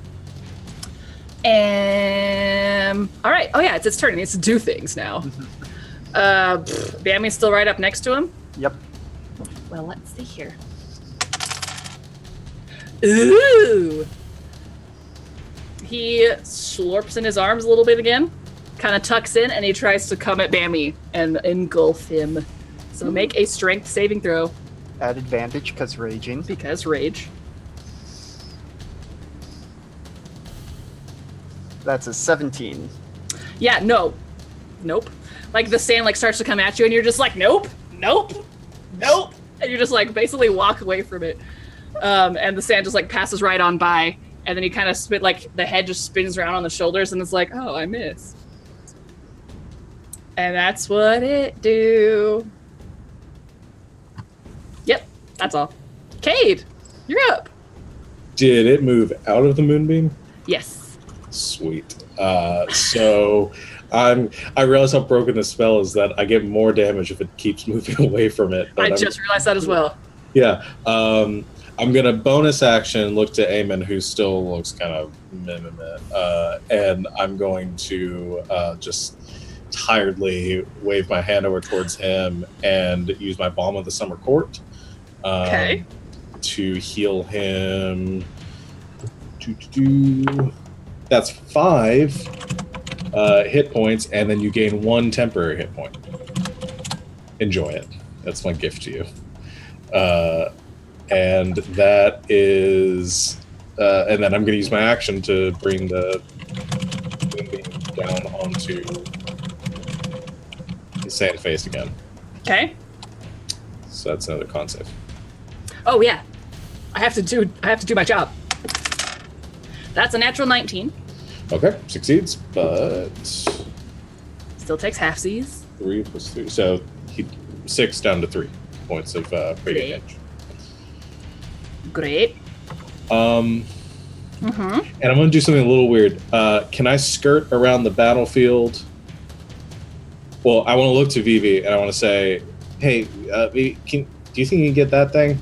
Pointing at the screeching sand monster flying through the air. Which you now notice for the first time, Genevieve. Oh dear. Also, yes. All right. And I want to run as fast as my little halfling legs can carry me, and stand on the other side of Bammy, right behind Bammy, from the creature. Okay. And within range to get hit by the fire. Okay. And just say, don't worry about me. And that's end my turn. Great. Genevieve, you're up. There is this flying beastie thing. I think you're the first person to actually look at it directly at this point.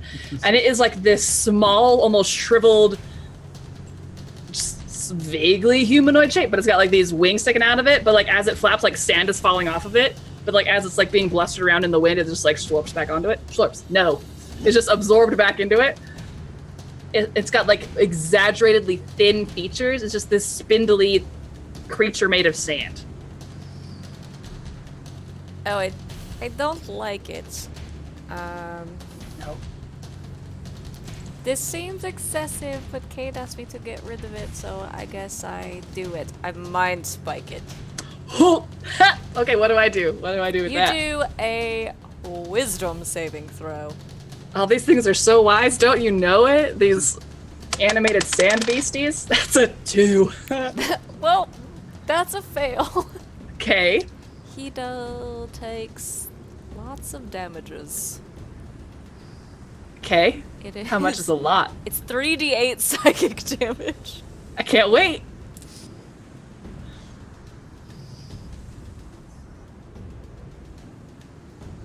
Oh, it's a lot. It's a lot. It's 14 psychic damage. If it lives, other stuff happens. It lives, Oh, it but lives. not happily. Okay. It's like it's flying in the air, all of a sudden, like do you have to point at it? Like, what do? You just look at it and glare? I think I was looking. I'm just asking for flavor. Yeah, like, no, I was looking to see if the spell said, but no. I think I sort of like track it for a second, and then when I catch it in a moment, I point at it and I say, "It is time for you to go." Okay, it's flying. It's just like, huh? It just like contorts, like it's like kind of when a spider dies, like it pulls all of its limbs in and it kind of drops 10 feet in the air, and just like all of this sand, just like whoosh, like half of it, like roughly half of its health, just like it like hits the ground and doesn't reform, but it like just barely keeps itself flying in the air. Okay. I also always on a failed save, I always know the target's location until the spell ends, which is an hour from now, I think. Cool. When you have this knowledge, it can't be hidden from you. If it's invisible, it gains no benefits from being invisible from you. Great, it's right there. For now. Hi. Anything else you want to do? No, I think that's it. Okay, I'm on. So Cade and Bammy are next to the big dude Well, thing. Bammy is. Cade is like behind Bammy, so technically not next to him. Okay, but they're both there, right? Yes, you have sneak attack. Well, cool. That works. Okay. So yeah, he's gonna do that. Well, he's gonna try. I don't know. Are you gonna hit it? Is that what you're doing? Yeah, Okay, he's great. gonna run up and hit it. Stab. Rapier first. Okay. No, because that's a natural 1. This time you pierce into it, and it's like you don't even, you just even glance off of it. Like you hit it, and the sand just like deflects the blade. 15 for the next one. That hits exactly. Oh god. So 10 on that one. Okay. And hopefully it's not double 1s. Hopefully not. Well, it's single 1, but so it's 6. Okay. 6 points of sneak attack. So -3. Okay. Great. Cool. Anything else you want to do? Nope. Okay, Bammy, you're up. It's Okay. right next to you. So's Cade. Yep. So he kind of hears Cade say, don't worry about the fire. Through the haze of red and pumping blood. Yep. And also, for those of you who haven't seen it before, so all of you except Willow, he's gotten a lot lower in his stance and is nearly on all fours at times. Like, he's still holding his giant petrified cactus, but he is not standing at his full 6'11" anymore. Looking a lot more bestial, almost feral. But gonna recklessly attack it with the Sagmualo. Sweet. Uh, Oh, no. that is a 23 to hit, Yeah, that hits. which is good because the first roll was a 2. So that's going to be 13 points of bludgeoning again. Woo! And then followed up with the 2 points from the aura of fire damage. All right. This thing is starting to look pretty rough. Like sand is just like pouring off of it and just hitting the ground around it. Do I have to also take the fire damage? Yeah, you do. Mm-hmm. All right. I'm going to use my reaction to cast Absorb Elements. Oh. And I am going to reduce that to 1 point of fire damage as I give myself resistance, and then store some of the fire within myself to use momentarily. Okay. So these just waves of heat that are just wafting off of Bammy hit you, but then you like do these hand motions, like catch it, and you're just like holding this ball of just like heat. Perfect. Willow.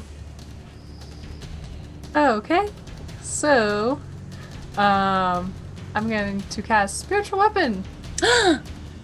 What is it? What is it? So it takes like the shape of like a bow. Like a what? Like a bow. Like with It has to be a melee weapon. Well then, I don't know what it looks like. A I spear? had a good idea. Oh. I'll But- allow it. I'll allow it. She just Okay. hits people with the bow.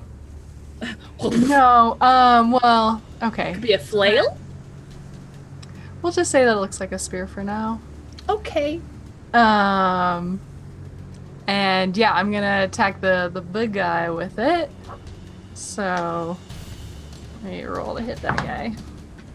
Ooh, not natural 20. That hits. Okay. What do you do? It takes 7.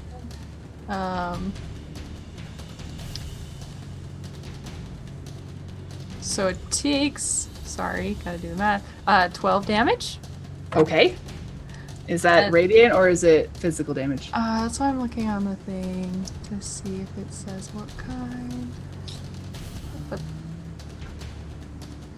But Force damage, actually. there you go. Oh yeah. How much was it? What'd you say? 12. Great. Just, Okay. again, blasted sand off of it that gets taken away by the wind. Okay, and then that is not what I do. Instead, as a cantrip, I'm gonna cast Sacred Flame at the one that's like flying around. Yep. So it has to make Oh yeah, duh. I have to do a thing. dexterity saving throw. That is a total of 12. 12, so it does not make it. So it's taking some damage. Poor thing. It's gonna take some radiant damage. It's just living his life right now. It's going to take 5 radiant damage. It shrieks in this like super high pitched sound of like, it's kind of like when you're blowing on a bottle, but really, really high pitched. All right. Great. Are you done? Is that it? The big creature hasn't like moved towards the circle anymore, has It's it? inching. It's like now Okay. 20 feet away. It tried to engulf Bammy, and so it has come a little bit closer. Uh-huh. It's about 20 feet away. Okay. All right. And that's what I do. Okay, great. Now this poor, unfortunate little sand thing is gonna look at its life and look at its choices. And it's just gonna kind of hover in the air for a second.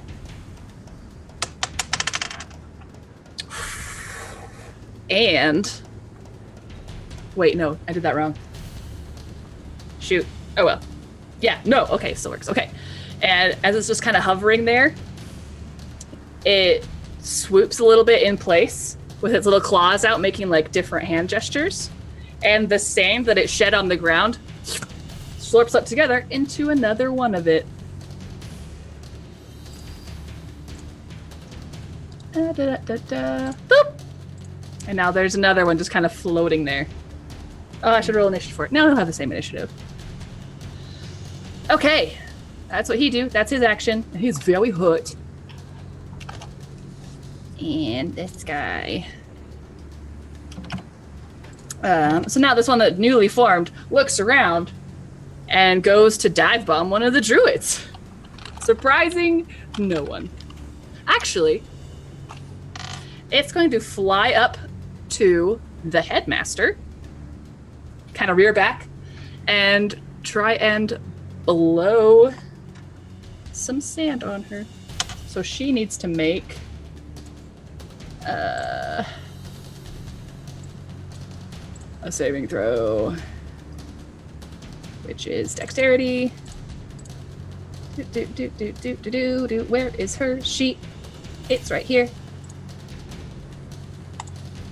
Okay. Yeah, so she makes it.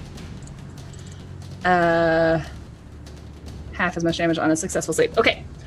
However, she still gets blasted with these shards of, like, crystal and sand and salt. And she takes a little bit of damage. But it doesn't even, like, phase her. Like, it just scrapes across her. She gets, like, a couple of, like, little tiny scratches. And she just doesn't even stop casting. And that's what they do. Now it's the big guy's turn. Constitution saving throw. I made my concentration check, by the way, and I succeeded on it. Oh, great. For the 1 point of damage I took. Natural 20. Well, screw you, Santa. He's very tough. That would have been 10 points of damage, so reduced to 5. Okay. There we go. Okay. And now it looks around and it sees you, Cade, because it's taller than Bambi. So it can see over Bambi's head, and since Bambi's like lower, because you're behind Bambi, right? And Bambi's right next to you. Yeah, I'm right behind him. I was hoping Bambi might be the better target. It's smart enough to figure out what's going on with the lasers. And so it like kind of teeters back and then goes to just like fall on top of both of you. But instead of a save, I'm just going to flavoring its slam attack, okay?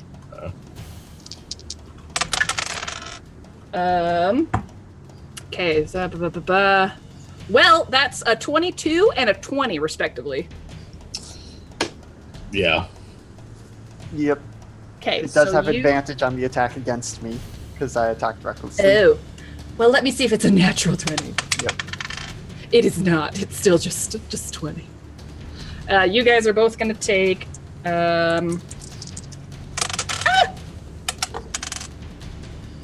12, 16 bludgeoning damage.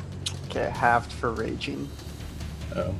As this mass of sand just falls on you. Whoop. Ouch. And yeah, then it just like slides, just because I'm flavoring this, it just slides back in the same space it was at before, right in front of Bambi. And then it's gonna turn, and it's gonna try and go for the druids. So Bambi, huh? Moonbeam is gone. Oh, pity. So Bambi, you get an attack of opportunity. Yep. Does him on? Oh yeah, you're right there too. Nope, that is just a 9. Yep, does not hit. 14. Does not hit, just barely. Like you do this lunge, like this perfectly, like precise lunge, but he's actually surprisingly faster than you thought. And he actually gets right up next to Willow and Genevieve, like right outside the edge of the circle. He is fast. Does my spiritual weapon... Unfortunately not, because it is not a creature. Got it. I don't know how this thing works, so thank you for clarifying. You're welcome. Cade, you're up. You just got slam dunked, and then Ow. it ran away. Yeah, and I'm angry that it made me lose that. So I'm gonna run after it. Get him! And with my 25 feet of movement, can I get Yeah. up to it? Okay, so I run after it, and with my shield in hand, as I pull that off my back, I extend an open hand out to the side, and my fingernails begin to extend out a few That far? points. And begin to drip with acid as I cast Primal Savagery, and I make a slash at the sand thing. Okay. Which I keep wanting to say swamp thing or wild thing. Do these count as magical, or just do additional acid damage? It's acid, magical Okay, acid damage. I don't think it actually does any physical damage. Oh. It's acid, but if I hit, that is a 19 That plus 6. So yeah. Hey, good job! So that's gonna do 1d10 acid damage, which is 8 plus, because I got hit with the absorbed elements, max melee attack does 1d6 fire damage. That's 8 acid and 6 fire damage. Sweet! It's about as good as it can be, and I'm gonna die now. You might not die. It's looking unhappy with its life and its choices and its circumstance. All right, shit. So bonus action. Can I use Balm of the Summer Cord on myself? Sure, why not? Okay, just making sure. I'm gonna Balm of the Summer Cord myself. It feels nice. It's like you just took a nice hot bath. Oh, thank you, me. So it's 5 and 1, so I regain 5 hit points and 1 temporary hit point. Great. Genevieve. Is the mean guy still next to Cade? It wasn't, and then Kate ran up to it, so yes. I want to do what he told me to do. I'm not going to. Cade! I would Eldritch Blast the big guy. Okay, do it. Natural 20. Roll that beautiful bean footage, and don't forget the hex damage. Oh, I dropped my dice on the floor. Please kill it before it kills me. Well, on my hex, I rolled 2 6s. So that's 12. And then on my... I need to take a picture of this, kiddos, because on my Eldritch Blast, I rolled 2 9s. How do you want to 18 plus do 12. this, Genevieve? I stand for a second, very, very conflicted, because Kate told me to do something and I feel like it's very important.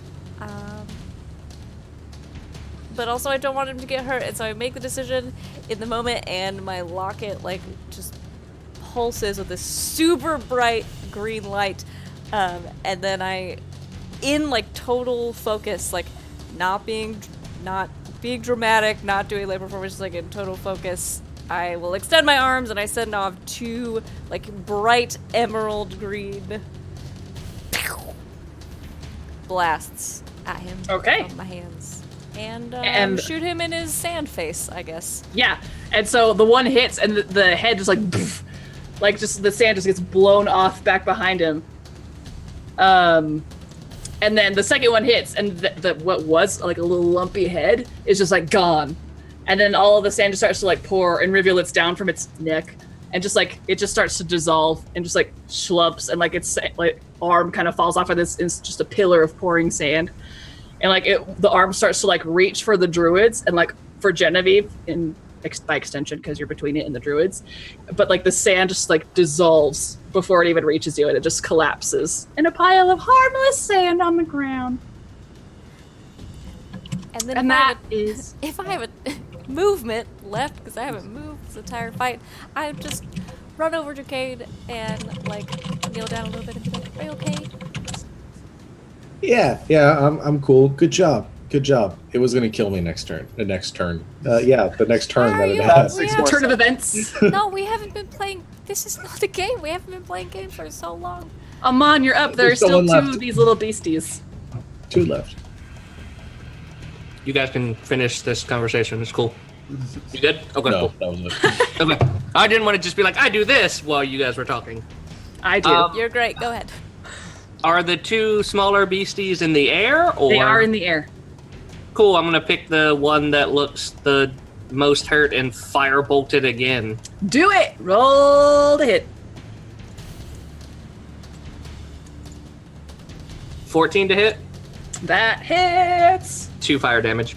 2 fire damage. This, a little bit of like smoke trails off of it, and he's just like, he only has like half a wing on one side. He's looking really bad, but he's still there. He's still in the air. Okay, Bammy, you're up. Okay. Gonna turn towards them. I assume there's no way I can position myself so that I can get just the sand things in the aura and none of the druids are my friends. Nope. Yep, so just gonna take one of the hand axes at my waist and just whip it at the newly formed one, the one that is harassing the headmistress. Roll to hit. That is an 18. That totally hits. That is 8 slashing damage. All right. Yeah. Okay. Great. That hurt it. Yeah, and I will use my movement to get closer. Yeah, just get closer so that melee becomes an option, maybe. If they're Okay. flying low enough. So the one that formed and is in front of, well, you hit it with the axe and it's like, ah, and like it's like knocked to the ground next to the headmistress instead of being in front of her. But then like it unforms and like reforms away from the axe. So it's not in front of her anymore. But yeah, it's like in the circle because that's where the headmistress is. It's like inside of the circle. Yep. And the other one is kind of up, probably 15, 20 feet in the air, a little bit above the circle. Yeah, so I will move around to get towards that one. I'm not going to walk. And that's the very hurt circle. one. Yep. Okay, Willow. Okay, I'm gonna use my bonus action to move my spiritual weapon and try to get the one that's up in the air. Okay, roll to hit. That's a 9. That doesn't hit. Oh, well. Like the spear turns around and like launches into the air to try and reach this thing, but it just doesn't quite get there. Doesn't quite doesn't quite go the distance. Okay, but then you said the other one was like sort of on the ground. Sort of on the ground, in the middle of the circle, so 20 feet away from you. Okay. Yeah, I'm gonna try to get in there. I guess I have to like maneuver around the people in the They're circle. really not that close together, only 9 of them. Oh, okay, cool. Yeah, I'm gonna try to just poke it with my spear. Poke it. Boop. Roll to hit. While it's close by. Oh, that was a lot better. That's 19 to hit. That hits. Roll damage. Alright. For my spear, I have to look. Yeah, I'll be holding it with both hands, so... That's 3 piercing damage. Ouch! Okay. It done gets speared. Yeah. Okay, great. I think that's all that's happened. Yeah. Yeah, Cool, and cool, then cool, cool. I'm Sort of gonna like turn and like wait to see if the other one tries to come back and get ready. Great. Well, now it's their turn. So this little thing that you just stabbed, I'd say it actually like holds onto your spear, and as you turn to like look another way, it's like still right in front of you. And actually, I have to roll something. Aha! And it, holding onto your spear, goes, and then tries to breathe on you. Make a dexterity saving throw.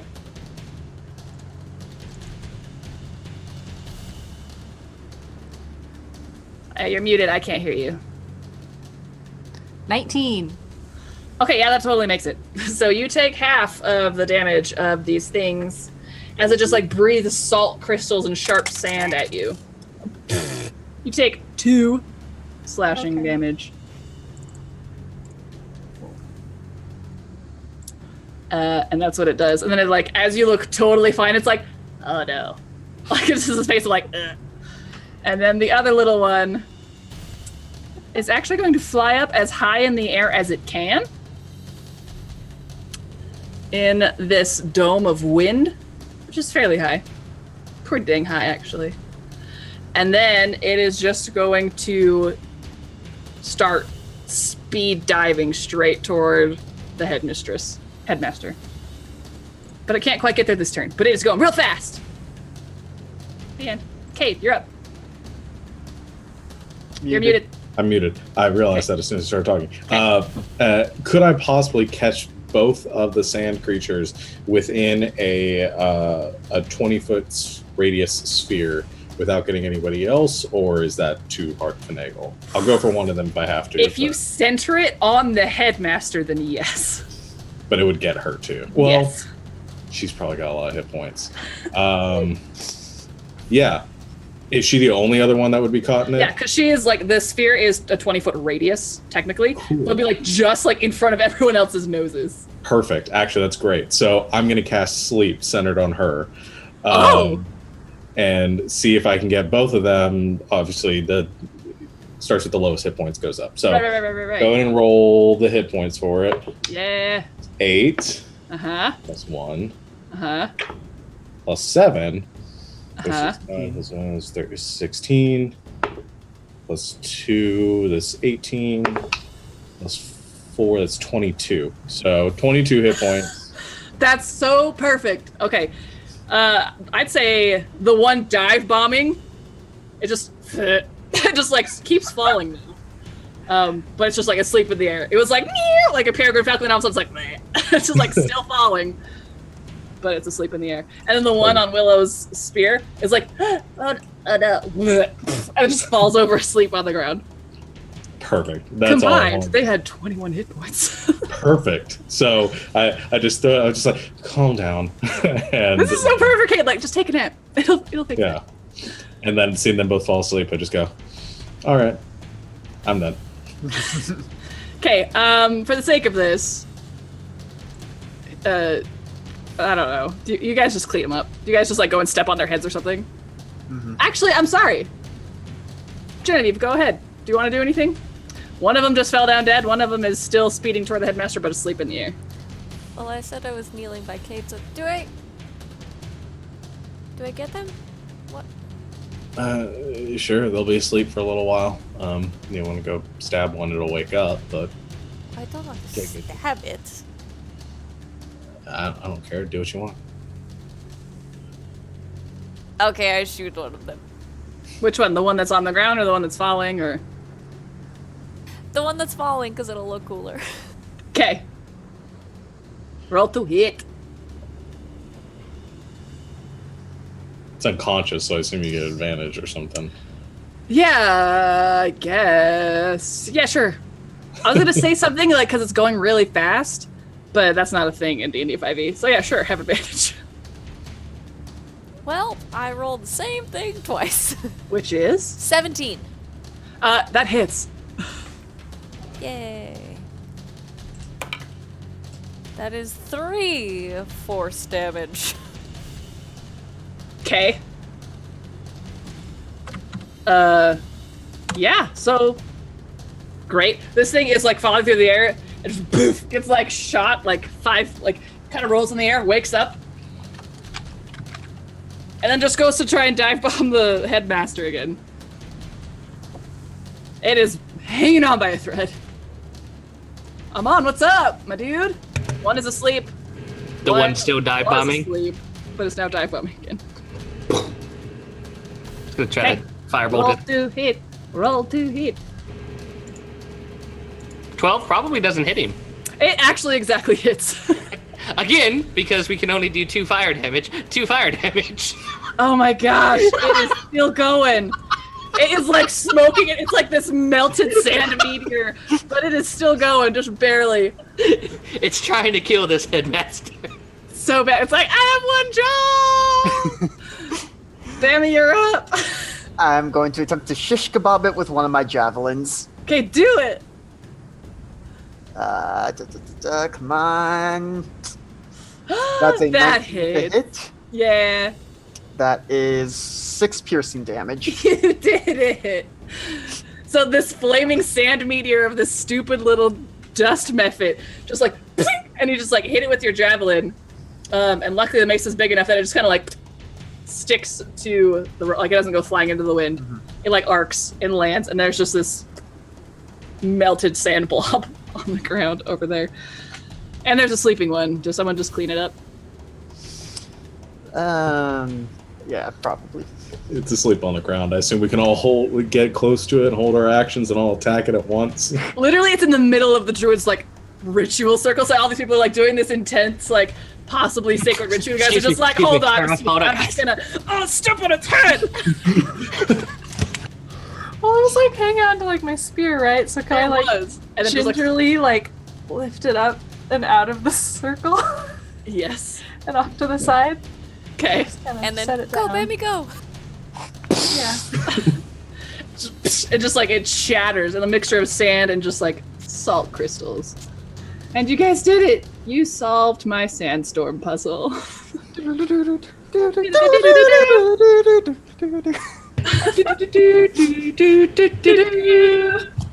sing And then all I'll the songs. say, this takes probably another 20 minutes for them to complete their ritual, and like a couple of other sand things like hit the barrier, but they're just like the little methods basically, and you guys handily take care of them.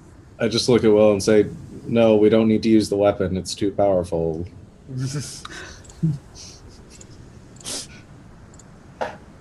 She just kind of like looks at him like, what? Yeah? You're Right, Vivi? What? I was watching the druids. What are you talking about? I was pointing at the sphere. It's too powerful. We shouldn't use it to fight such small creatures. Oh. Yes. All right.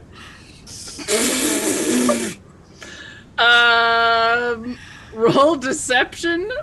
I was really hoping you might spearhead that, but all right. Cool. Yeah, just Cade, because he got no help. Oh, well, it's not great. 13 minus 2 is 11. Okay. Okay. Sounds nice. Okay, so they finish up their ritual. They keep casting, and the light just kind of gets brighter and brighter. Almost to the point where it gets too bright. Kind of like you're looking straight at a lantern. But then, as they continue casting, and the light just kind of fades. It goes down a little bit, and then just flares out, and you just instinctively blink. And all of a sudden, the sandstorm stops. Like all the sand just starts falling. Like outside, like it hits the top of the wind barrier. It kind of sounds like rain in a tent, and just slides off and starts sluicing down the mesa. As a druid, Yes. Do I recognize what they're doing at all? Or do I understand like the spell they're using? Can make me either an arcana or a history check. I guess, or nature. I don't care. One of those three. They're all exactly the same. Okay, great. That's another 11. I'd say based on the ritualistic nature of it, how long it took to cast, the location that they had, like they had to go to a specific location, and the way that it just looked while they were casting it, this looks like really old magic. Something that was put in place eons and eons and eons ago for this purpose of interfering with sandstorms. And presumably, based on the trajectory of your hike, you realize that the sandstorms, like the wind just comes this way naturally. Like this is just the way that the wind comes, as if off of some sort of water source or something. And the sands always come this way, always go past these mesas. And so the druids long ago set this up to keep the sandstorms from engulfing and burying the city of Pointauv. Okay. Cool. Okay. Anyone else want to do anything while things are dying down? After just a second on that crest of realizing what Cade was trying to do, because he didn't warn me, I will go past Willow and not necessarily stop and talk to her, but be very surreptitiously be hand me the thing, and I'm gonna try to take it from her and kind of stick it in my bag. Mm-hmm. Yeah, like takes her a second, but yeah, she like nonchalantly tries. Sleight of hand, both of you. Oh, jeez. It's gonna go get. I can tell.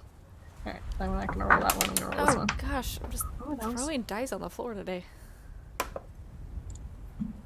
17. 50. Okay. Okay.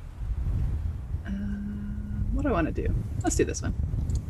Okay, cool. I'm gonna roll real quick. Hold on one second.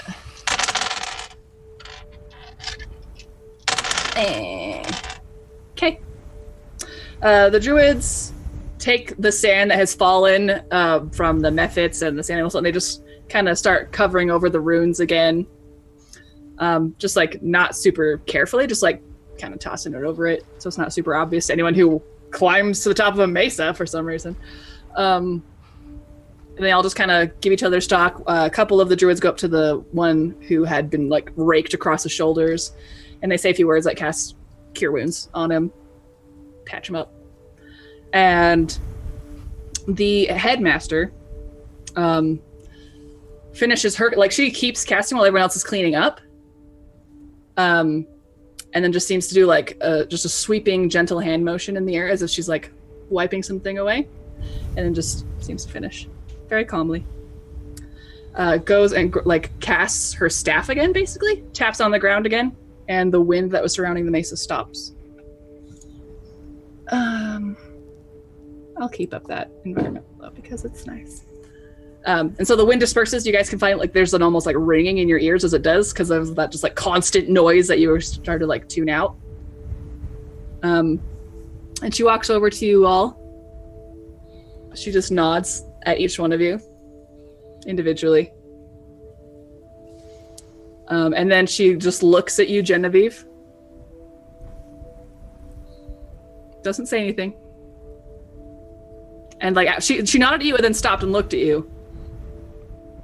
I kind of just did like a slower, like a kind of a mom nod of like, I'm not mad, I'm just disappointed. But then she reaches out, pats you on the shoulder. And at contact, there's like this strange sensation of like you can feel the warmth of her hand through your clothes and your armor and your cloak almost. And it feels really familiar almost. Like it kind of feels like akin to when you cast your magic is kind of what that warmth feels like. And then, not exactly, but similar. And then she kind of like raises her eyebrows at you, gives you this knowing look. Doesn't say anything. And she looks at you, and she looks at Cade. And she kind of doesn't like, she already nodded at you like, good job, thanks. But then she kind of looks at you like raises her eyebrows. Does a little smile. In Druidic, I go, sup. She's like that small smile, like a small knowing smile, like actually like splits, and she like shows teeth and she smiles. Doesn't say anything, but she understands you. Actually, I use that moment. Oh crap, what was his name again? No, Keen was the cat. Whistle. I go, you tell Whistle what happened. Yeah, not too bad. In Druidic still. She kind of gives you a quizzical look. She nods. Almost like a quizzical, like slightly offended look, but not like offended. What's the word I'm looking for? Bemused, probably. Of like, you know, I'm the leader of these druids. You're asking me to deliver a message, right? Yeah. And then as she walks away, Amon, she gives you this like side eye and just like gives you this long look as she takes like, as she's like couple of steps length worth and just looks at you. And she just kind of does a little nod. Like a knowing nod.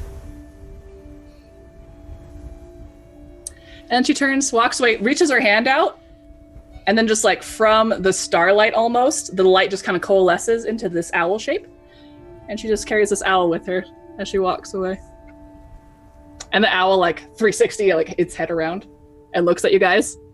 And then just 360s back as they both walk away and all of the druids. And then the sassy early 20s druid, it's like you guys is like, hey, thanks, by the way. You guys did all right. Could have been worse. Wait, are you leaving? Yeah. I mean, we're done. So. Wait, I have one more. Can I ask you one more question? Oh yeah, sure. What? She like leans on her staff. You're so cool. Your like tattoos and things. Do they mean something? Yeah, they do. You won't tell me what, right? She like is just like really like, no. Okay, that's all. Thank you. Okay. Do you guys need some help getting down? The mesa? We're several hundred feet up. Do you need us to show you the path again, or are you good? That would be nice. All right, come on then. I'm tuckered out. I want to go to sleep. Me too. Me three. And they lead you all guys down from the mesa safely. And as you guys get down there, some of the druids are like saying hi to each other. Like the ones from the other mesas are like all kind of congregating in the center of all three, like waving each other, like, "Hey, what's up? What's up?" Cole reunites with you guys, and his hair is kind of like even more mussed than usual. He's got this wide-eyed look, and he was like, "That was crazy." Oh no, that was really cool. And like almost like the tips of his hair are like a little bit singed. And he like has his book out and he's already writing. And Whistle and Keen come up, and like Whistle looks a little bit harried, like he took some blows. He looks a little tired, but also he has this like relishing smile of like, "Oh yeah." And he comes up to you guys and is like, "All right, how was it? How'd you do? Did you do what you needed to do?" Yes, there was a big thing and two little things, and we took care of them. Yeah, that's what happens. It's been weird. He kind of like looks off like into the desert distance in the dark. Just kind of 1,000-yard stare kind of thing. It's like, never used to happen before. Yeah. Anyway. Hopefully we've got a while before the next storm. If we have to worry about it again. You guys sticking around or what? That depends. Are you going to need more help? I mean, maybe. More help, but within the next few hours or the next time the storm? It won't be the next few hours. That's not how weather works. Are you guys okay? Are we done? Are we done now? If you need more help, find Bemmy. You will find us. All right. I mean, I'm sure you guys were super helpful, and you guys are so likable. So why wouldn't we come seek you out? Anyway, good night. Yeah. Akeen is like, Keen looks like he also took a few hits. Like he's got some scabbies in his fur. Like it's matted down a little bit with some dried blood, but he's been healed up by some other druids. His mouth is like surrounded in like blood. Amon kneels down and looks at Keen, and again in Sylvan is just like, "You did a good job, didn't you?" He purrs, and it's like loud and like shakes your hands as you're like holding him. And Whistle's like, "All right, Keen, come on. But he just wants some ear scritches. Come here, Keen. Of course he does. I scritch his ears. Are the other groups sort of parting right now? Yeah, like some of the druids are like turning into little desert hares and hopping off. Some of them are just walking away. I'm gonna try to get Whistle to the side again and sort of try to talk to him a bit. And just say, I mean, I think we did a pretty good job. I don't know if your headmistress passed on just how great a job we did. Well, she wasn't mad, so I'd say that's pretty good. Still not going to tell me about the font. Why do you want to know so bad? Is this in common or is this in druidic? No, I'm going to talk to him druidic. Okay. I tell him,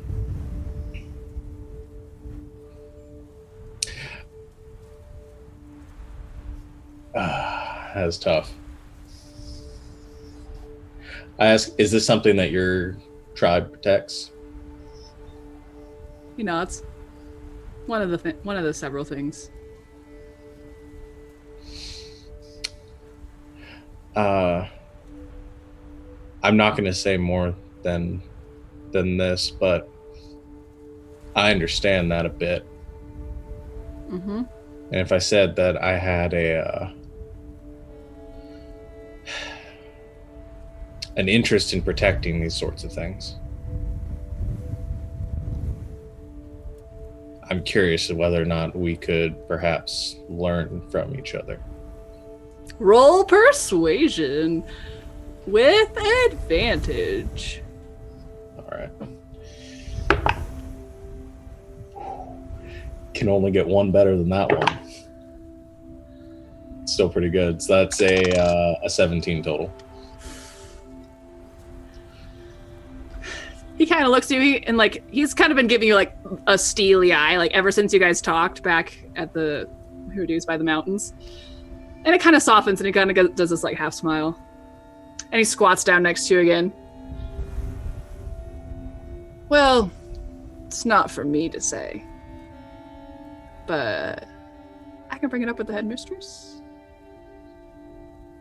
And with the way things have been, with the storms and the things coming in the storms, it's been a bit weird out here. So maybe an outside eye is what we need to sort it out, because somebody's got to, and clearly it hasn't been us. I would be interested in trying to help there. Okay. Especially if what I think is happening. I'm sure you can understand why I can't say more. Yeah. Talk to her about it.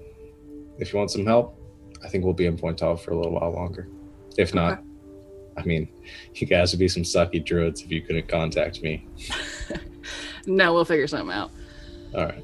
Okay, so just for the record, how do you guys feel about desert travel? Like deep desert travel? It is what I do. This is all in Druidic. I wasn't sure if you were switching back to common. No. Actually, at that point, I'll kind of give him a look and look back and say, hey, guys, how do you feel about traveling in the desert? He kind of like shifts on his feet, like without stopping squatting, to just like turn around and look at everybody. It is what I do. I have to say, the warmth does wonders for my skin. The sun won't. Neither will the dryness. Or all the beasties. We're pretty resilient. I'm a Okay. little more experienced than you give me credit for. Well, the ritual went off without a hitch, so clearly you guys did something good. And whistle, most people address me as Countess. Not part of that society though, so... Ma'am. It's good enough, I let it go. Okay. He like gets this like smirk, like he's being more rebellious than he needs to be. I like it. And then he's, okay, so we might have some reward of some kind for you guys if you're going to help us out with this, because we can't stray too far from our lands, things we're protecting. And he kind of looks sideways at you, Cade, like we can't go too far away, just in case. But we haven't been able to do much about all the weirdness that's been going on in the desert because of that. So if you guys want to, I'll talk to the headmistress. See what she thinks. If you guys are up for it. Okay. Well, he stands up and like does this long stretch. Like bends down, touches his toes. Yeah, and the first flop off of him, and you can like see those weird gemstones on his back again. He flops back up. I'm gonna sleep for a year. And you, points at Cole, you're not half bad. And he just, without anything else, turns around and starts walking away into the dark. One other thing, I don't want to ruin this dramatic moment. Dramatic moment. One other thing that I say to him in Druidic, Yeah. I sent to you, and see if he responds. Ooh.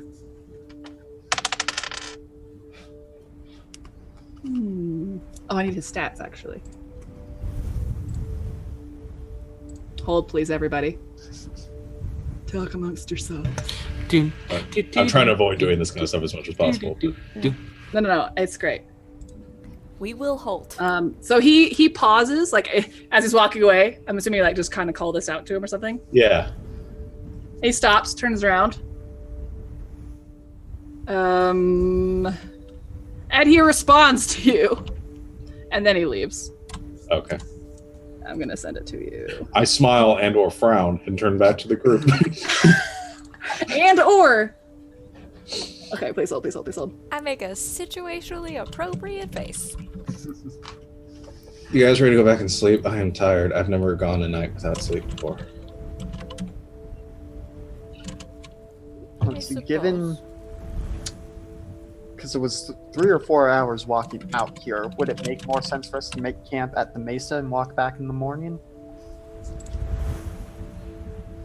That's a question for Lindsay as goddess of the world. It might. I'm not gonna tell you what makes sense to you. Well, I don't control your brain. based on what Bammy knows from Caravan, It probably would. Like, it would be pretty close to sunrise again by the time you guys got back, which might not be a bad thing. Because then you'd be dodging the heat of the day. But also, Pointauv is still a city that uses city hours mostly. Yep. So it's up to you. I tell the group, well, if you want to travel at night in the cool, we can make it back to Pointauv by sunup, or we can sleep now and make it there when other people will be awake and around. I'm okay sleeping wherever. Literally. Anywhere. I think going back might be good. I don't much favor traveling in the heat if we can avoid it. Yeah, and I'm sure Mr. Allen wouldn't mind if we were a little late bringing his device back. I look at my bag and see if the device is still there. It is, in fact, still there. And it seems to have settled. Okay, good. So it did achieve a reading. Which probably Cole would want to read, but Okay, you guys are traveling to the city then? Yeah. Yeah. If we were Okay. walking at some point during the walk, I want to be like, Kate, I want to speak with you. Okay. For the first, depending on how long that is, for the first hour of the walk, I turn into like a small, like chipmunk or something, and then just get into Vivi's bag to sleep for the first hour. Yeah, it's gonna be Whenever like he wakes up. it's gonna be like a 5-hour walk. Okay. So sleep for the first hour, which I don't know counts as a short rest, and then come back out of the. Yeah, sure. Okay. Slept for an hour. Yeah. And then Walk as with I me over emerge- here. I saw a pretty flower. I want to show you away from everyone else. All right. I would follow her. Say you're usually better at lying than that. What's up? I'm tired. All right. You've been especially cranky the past couple of days. Yeah. It's hot here. I'm not really used to that. Well, everyone else is in the heat too, you know. All right. Well, I'm also prone to being cranky around people. I'm sorry. Can I ask you a favor? Of course. We talked about this a very long time ago in Edelshot. Yeah, I Can remember. you pretend a little bit? You know, it's not my strong suit. It is not strong, but it's very important. All right. try to be more friendly with our new traveling companions. Some of them are okay. That Cole guy is obnoxious, but I like him. He's very smart. he's so loud. He's writing a book. Can you write it quieter? The rest of them are okay. Bertrand, or whatever his name is funny. Bammy. Yeah.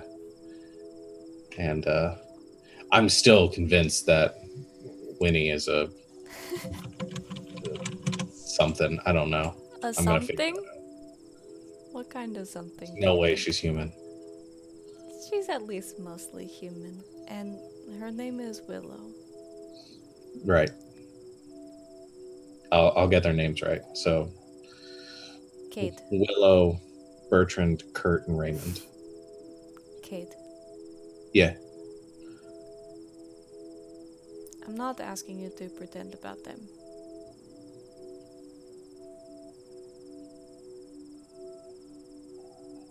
Okay. You're so dense. I know. I'm just getting used to things. It's really different here. It does not have to be different for you and me. I know. You're the only one I can really count on here, so. Sorry for being such a jerk to the others and to whistle. Whistle. Yeah. I think we're on even terms now.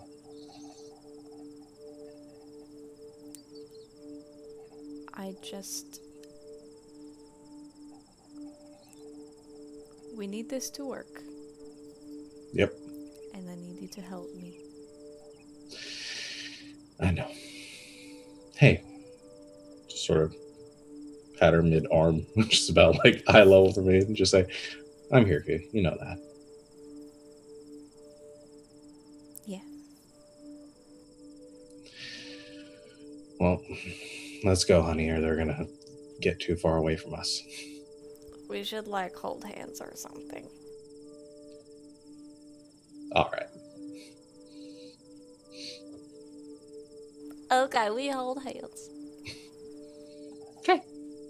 And yeah, you guys meet back up with you guys' little hiking group. It's only half an hour away from when we usually stop. So I don't know if we want to break or just kind of close it. Y'all. Do you want to go turn in our quest before, unless you want us to stop here? We could do either way. It could take half an hour. It might not with you folks. Does anybody need to go to bed early tonight, or are we good to keep going a little bit? Let's just keep going then. We'll break and then keep Yeah, going. break. Real quick break. Like 5 minute, 10 minute, 10 Sure. minute. Not a survivor's complex break. Yeah. Hey. Tiny little break. Okay, bye. Welcome back, Internet. We did just what we said we would. 10 minutes. We did it. You're welcome. It's because we love you. Also, just a little quick note. Thank you to Joseph for the name of the headmaster. You wanted the name Ginger. I named her Engifer, which is ginger in another language that I forgot what it was. So that's her. Thanks. Good job. You're great. Did we get any other buys during the game that I didn't know about? Genevieve got Yeah. inspiration I from have an Paint inspiration that I haven't used yet. Ooh, from whom? Paint Wizard. Right. From Paint Wizard. Thank you, Paint Wizard. Okay, now let's just come back in. You guys walked back to the city. Any other conversation or anything you guys want to have before I drop you off? Yeah, at some point while we're walking along, Will's gonna go up to Genevieve. Mm-hmm. Hey, Countess? Yes, dear. I was wondering if I could get the the device back? Oh! Yes, absolutely. I take it out and hand it to her. Okay, thanks. And sort of just like, she looked like a little nervous, but then when you hand it to her, she's like just kind of like relaxes a little bit. You did very good. I think it worked. I think so too. We'll have to, I mean, Cole would know, but he also seems like he's taking a lot of notes and kind of busy right now, so. Well, I mean, I'd actually really like to try and read it. If I could look at it for a second. That's the best I could do of a Cole impression, you guys. I tried. That was good. Yeah. Here you go. Just for like a minute or 11. Bambi will scoop him up onto his shoulders. Okay. I guess he doesn't need 11 minutes to do it. Maybe. I While don't think so. he's doing that.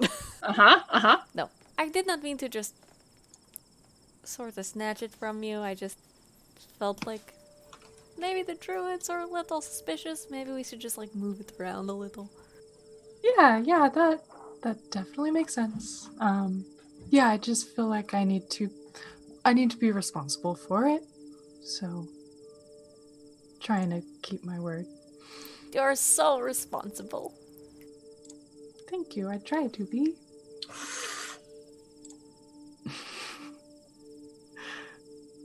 Did Cole mess up?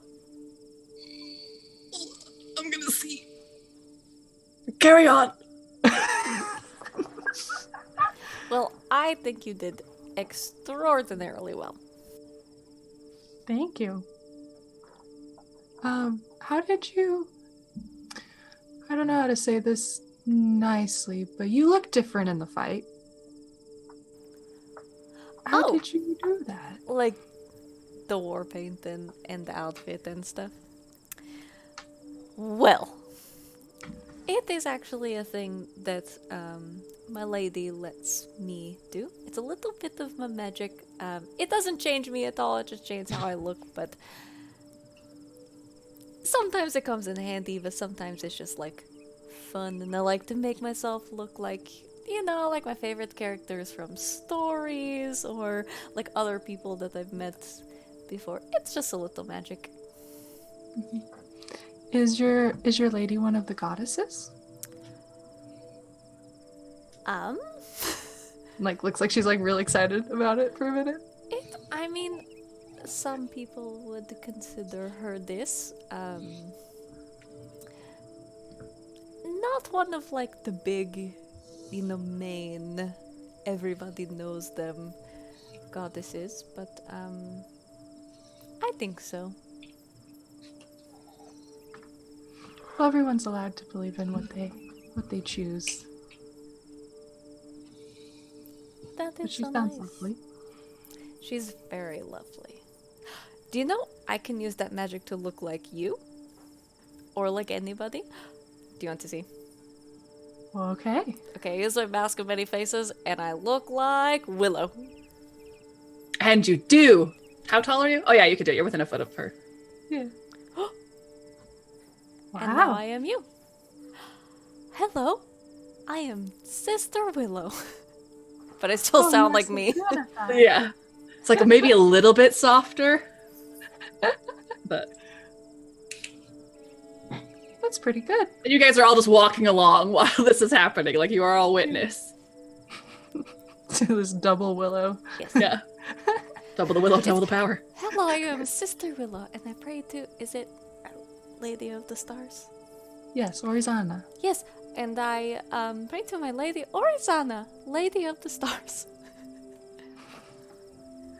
That was pretty good. I hope you're not mocking me, though. No. Oh, I drew back into myself. No, I think your prayers are lovely. Oh, thank you. You have to tell me more about Orizana. I'll do it better next time. Okay. So as this is going on, and Cole is on Bami's shoulders, he just... Oh, crap. Everything alright, little one?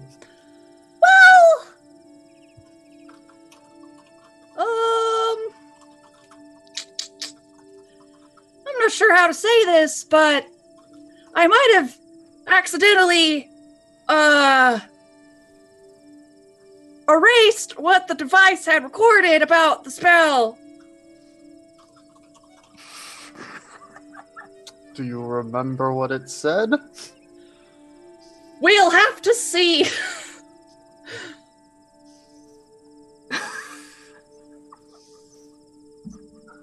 This is what happens when you're not here and the DM rolls for you. I don't know, Cole. There were like a whole lot of sand monsters. And Yeah, but that's not what the actual ritual was about, though. Yeah, but I'm just saying there were a whole lot of things. Oh, I get it. Okay. Well, I guess we have to go back to him anyway. So.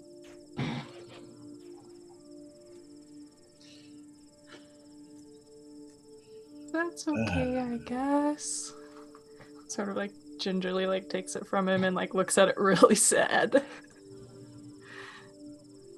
Yeah, and it's like all of the hands are back where they were when it started. So like it's no longer like when you looked at it before you handed it to him, it like had all of the like it was in different positions, like the different, and now it's just like reset to hold a new spell. No. Well, I mean, you did it once. Willow, we can do it again, right? I mean, I guess, but I guess we'd have to wait for another sandstorm. Or maybe, I don't know. Well, alright, so he's just looking for it to record some type of like druidic magic or something, right? Yes, but he wanted it to be the magic they use to stop the storm. Sure. He doesn't know what kind of magic they use, right?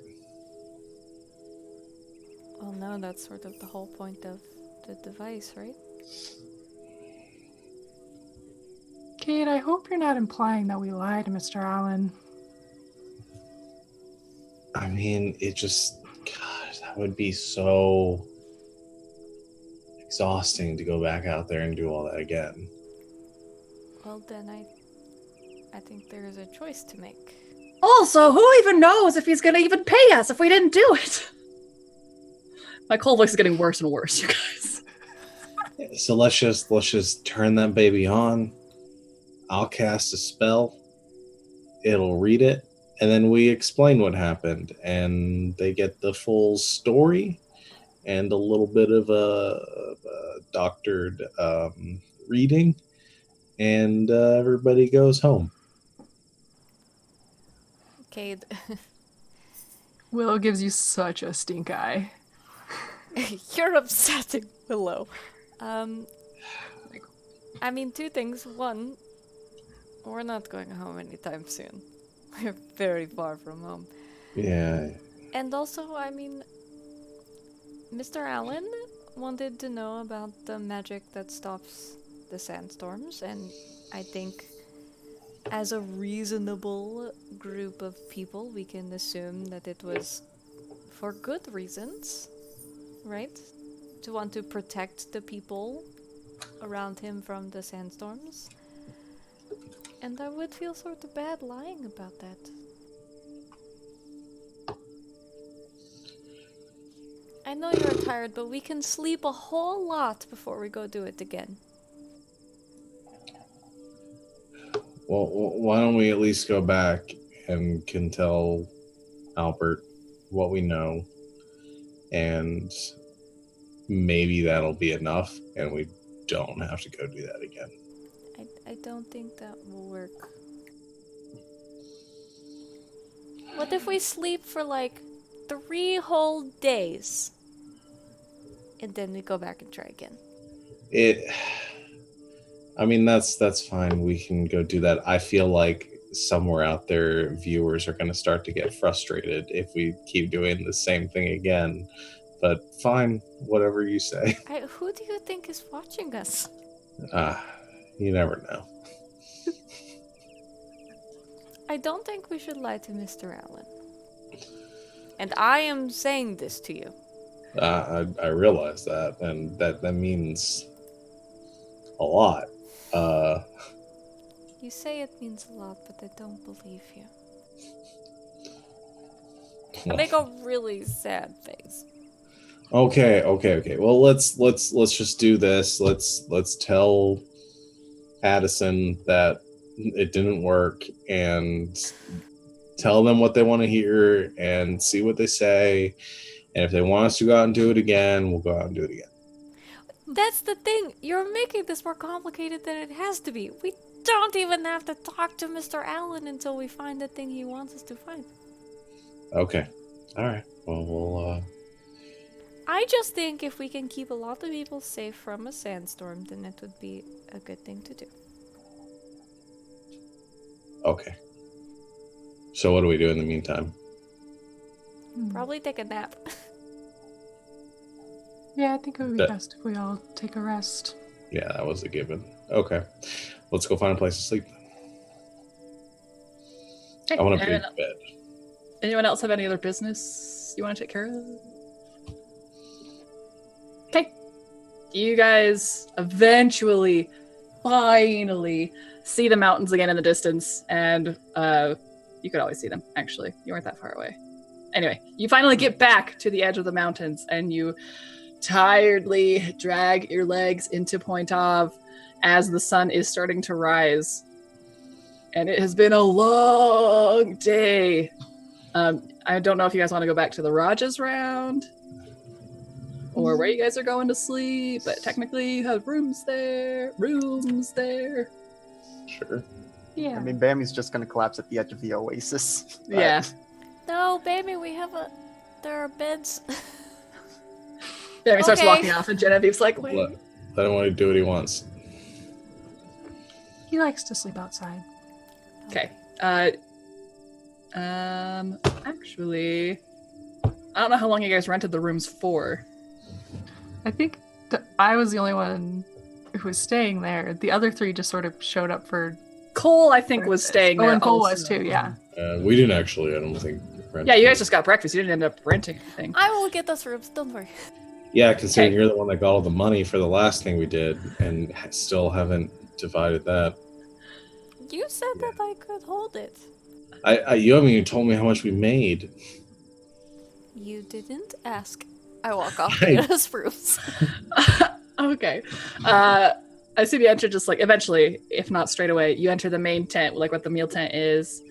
And just behind the counter, there's like this little bedroll cot thing set up where that guy, the innkeep, is, and he's just like sleeping there.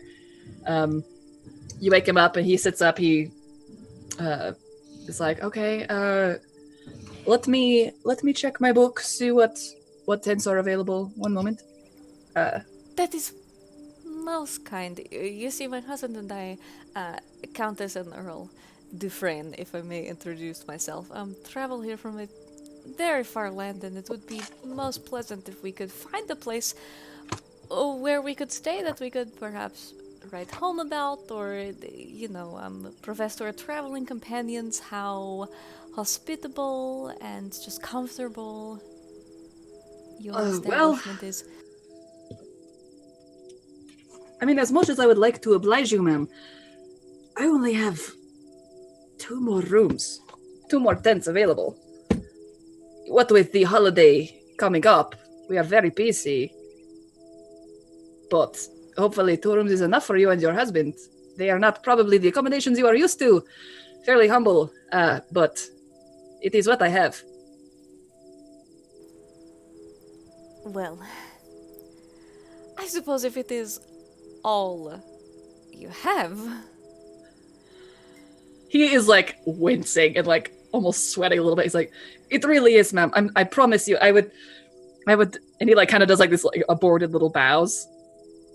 If I had anything better to give you, I promise you that I would do it, but I just do not have it. You know, they say when in Rome. Where is Rome? It is a very far away and wealthy country you are not familiar with. But they have this saying there, there's like, when in Rome, do as the Romans do. And, I suppose we will stay. And I am to assume that all the meals and amenities and everything are included in whatever the price it is you are charging me for your 2 tents. Oh, pardon me, ma'am. Of course, yes. I can do that for you. The 2 tents, they're next door to each other, or what they would say that right next to each other. Next door. They're not doors. Anyway, it doesn't matter. Yes, of course. I can bundle in the meals for doors. But I would ask, how long do you want to stay, ma'am?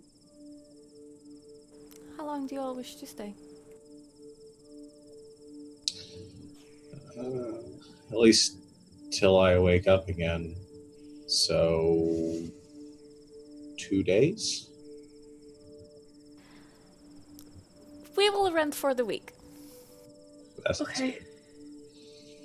All right. Well, that would be an amount of money equal to an amount that is. I'm sorry. I should have been ready for this. I knew this was coming. Oh, jeez. I just am saying, like, offhand, like, I hope the food is good. Like, this is just really in my home country would be unacceptable. But do you know what they say? Let's see here. I got it. Hold on. I'm thinking.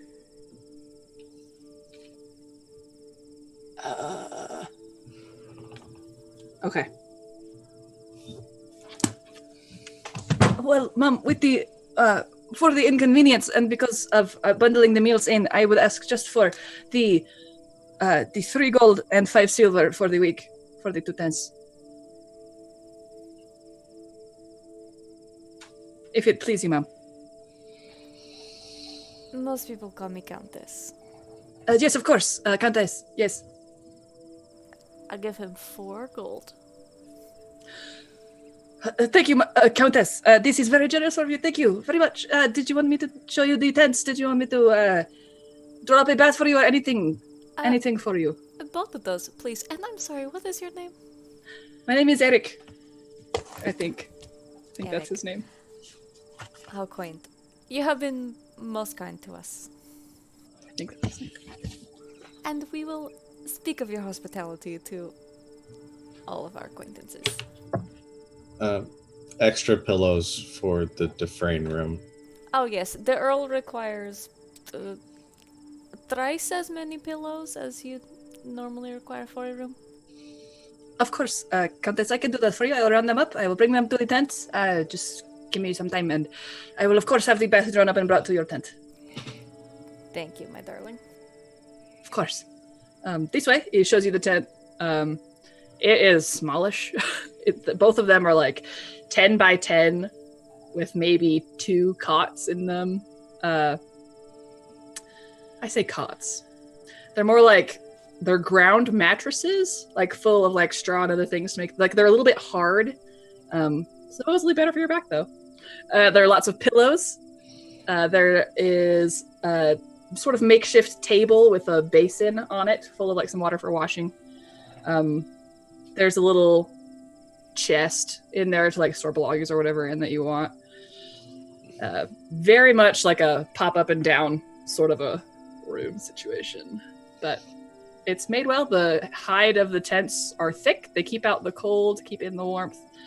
It's fairly comfortable. It's let me look. What's the second word? It's appropriate for the culture that you are in. I was hoping for a feather bed. Well, this is the best I can get you this week. And he scuttles off to get a bath drawn up for you.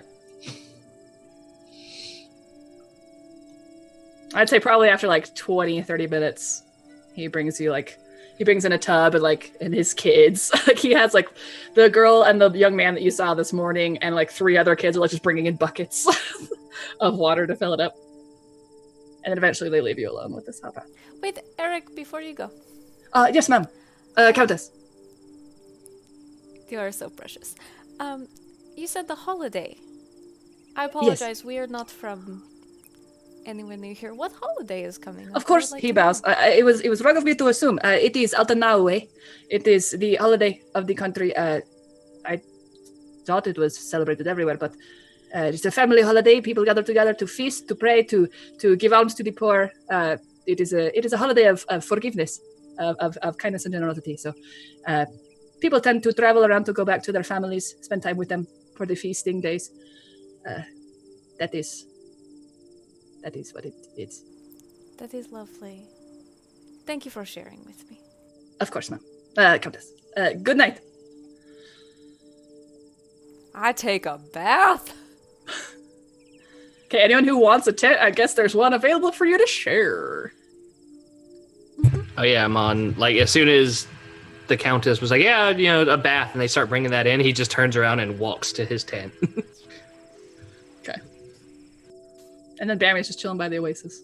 Yeah, he's probably already passed out, curled up protectively around the few important belongings, like the coin purse and nobody turning over a giant dragonborn to right stuff. But as you are settling in, based on the conversation you had with Kate earlier in the day, you kind of look the oasis over, maybe give it a prod with your tail or your foot, and no fish come up to nibble at your foot.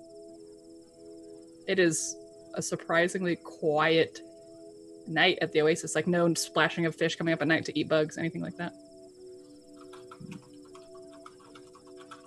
Yeah, all y'all settle in. I'm trying to decide how I want to do some things. I have a quick thing. Go for it. Well, maybe quick, we'll see. Before going into the tent, the second tent with them on, Will's actually gonna go out to the oasis and look around for Bammy. Okay. Sort of they're like, Bammy, I was wondering if you could hang on to this for the night. And she hands out the device to him. Oh, okay. I just think it's, I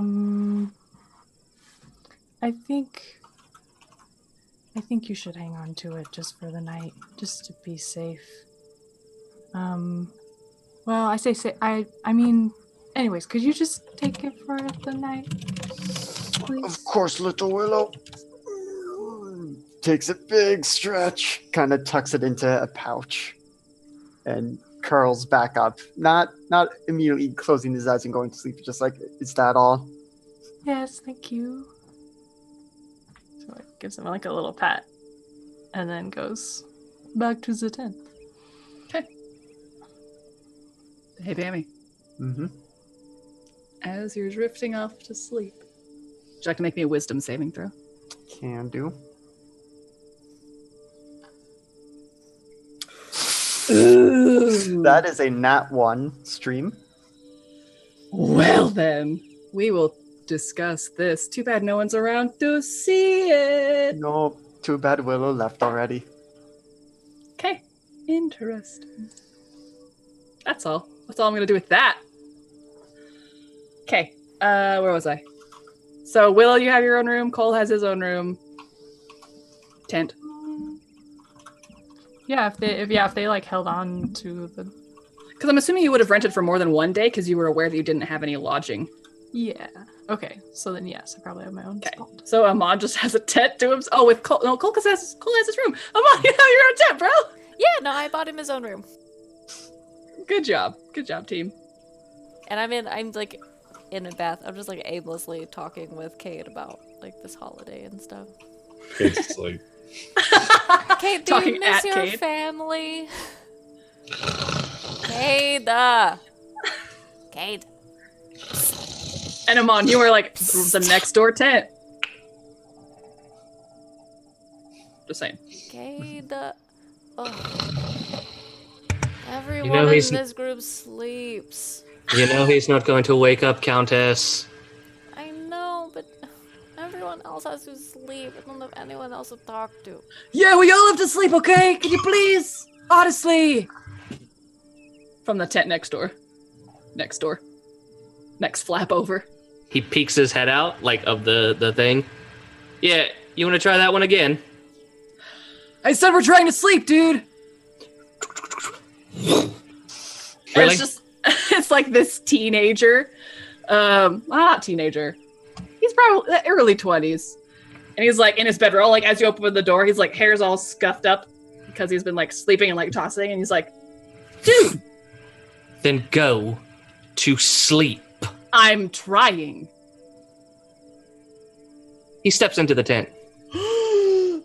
The guy like kind of like scoot like caterpillars backwards a bit in his tent. Is like, dude, man, what the heck? What the cuss? Go to sleep, or I will make you. Roll intimidation. Where is my intimidation? I've got a pretty good intimidation. I forgot about that. Well, I mean, Wow. 16. I mean that's sufficient for this civilian. The guy kind of like cowers. Okay, man, I will. Like, Good. I don't want to hear a word from you until the sun...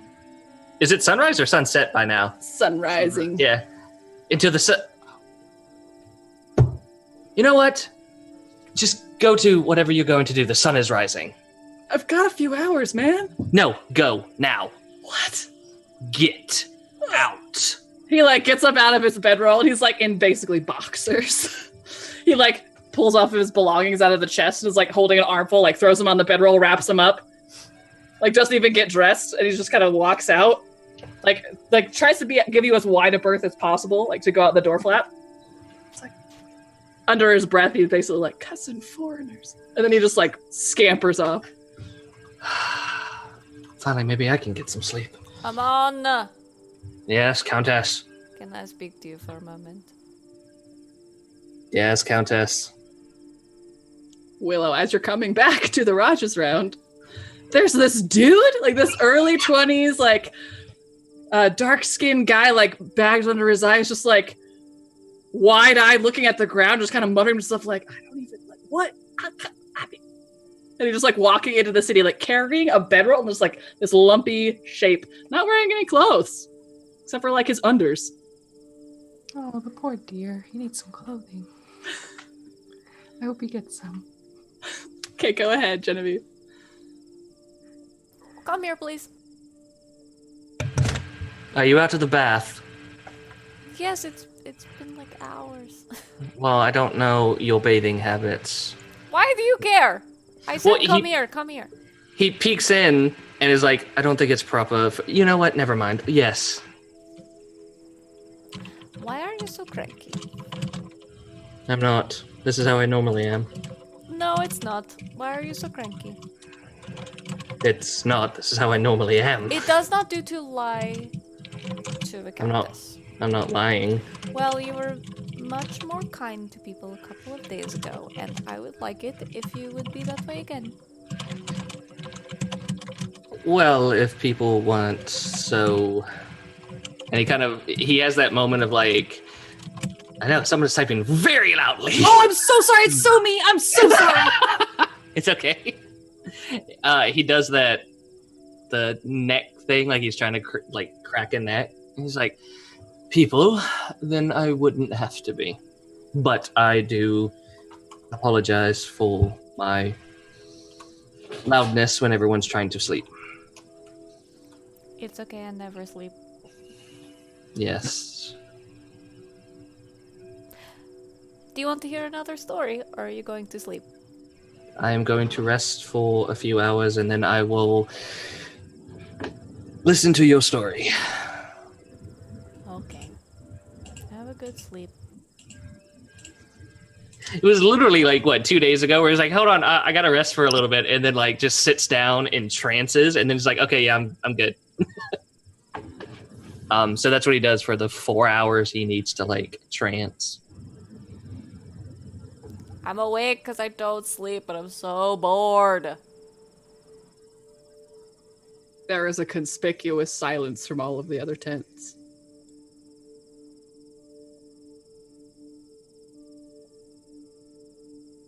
Okay, great. Y'all wake up in the morning with your health restored and your spells back. Amon wakes up the 4 hours and then goes to the Countess's tent and knocks on one of the poles. Okay. Countess, are you awake? I don't sleep, Amon. Oh, well. I mean, I'd like to listen to that story now. Okay. I tell him this great story about the Fey warrior princess that I made myself look like in the battle before, and how she was incredible and brave and never lost a battle and all this fun stuff. He asks a lot of questions. I give a lot of answers. Cool.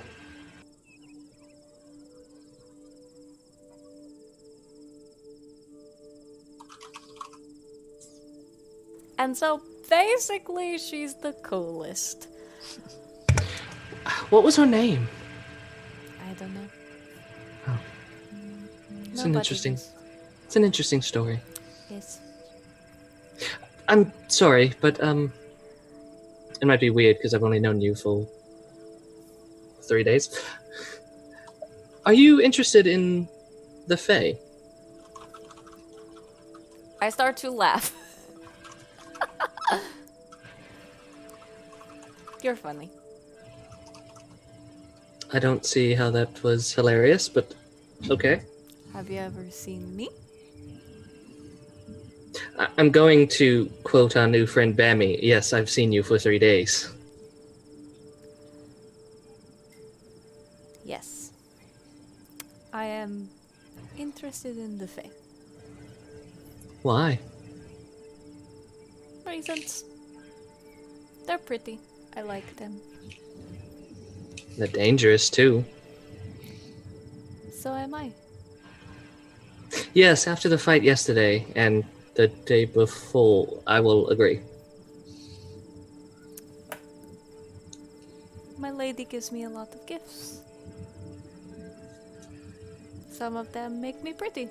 Some of them make me dangerous. Which ones are which? Nobody knows. Well, if everything that I've read about the Fae is true, then it goes hand in hand. Beauty and danger.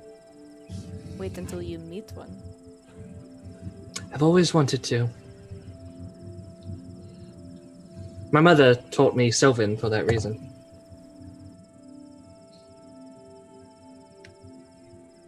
I was never good at languages.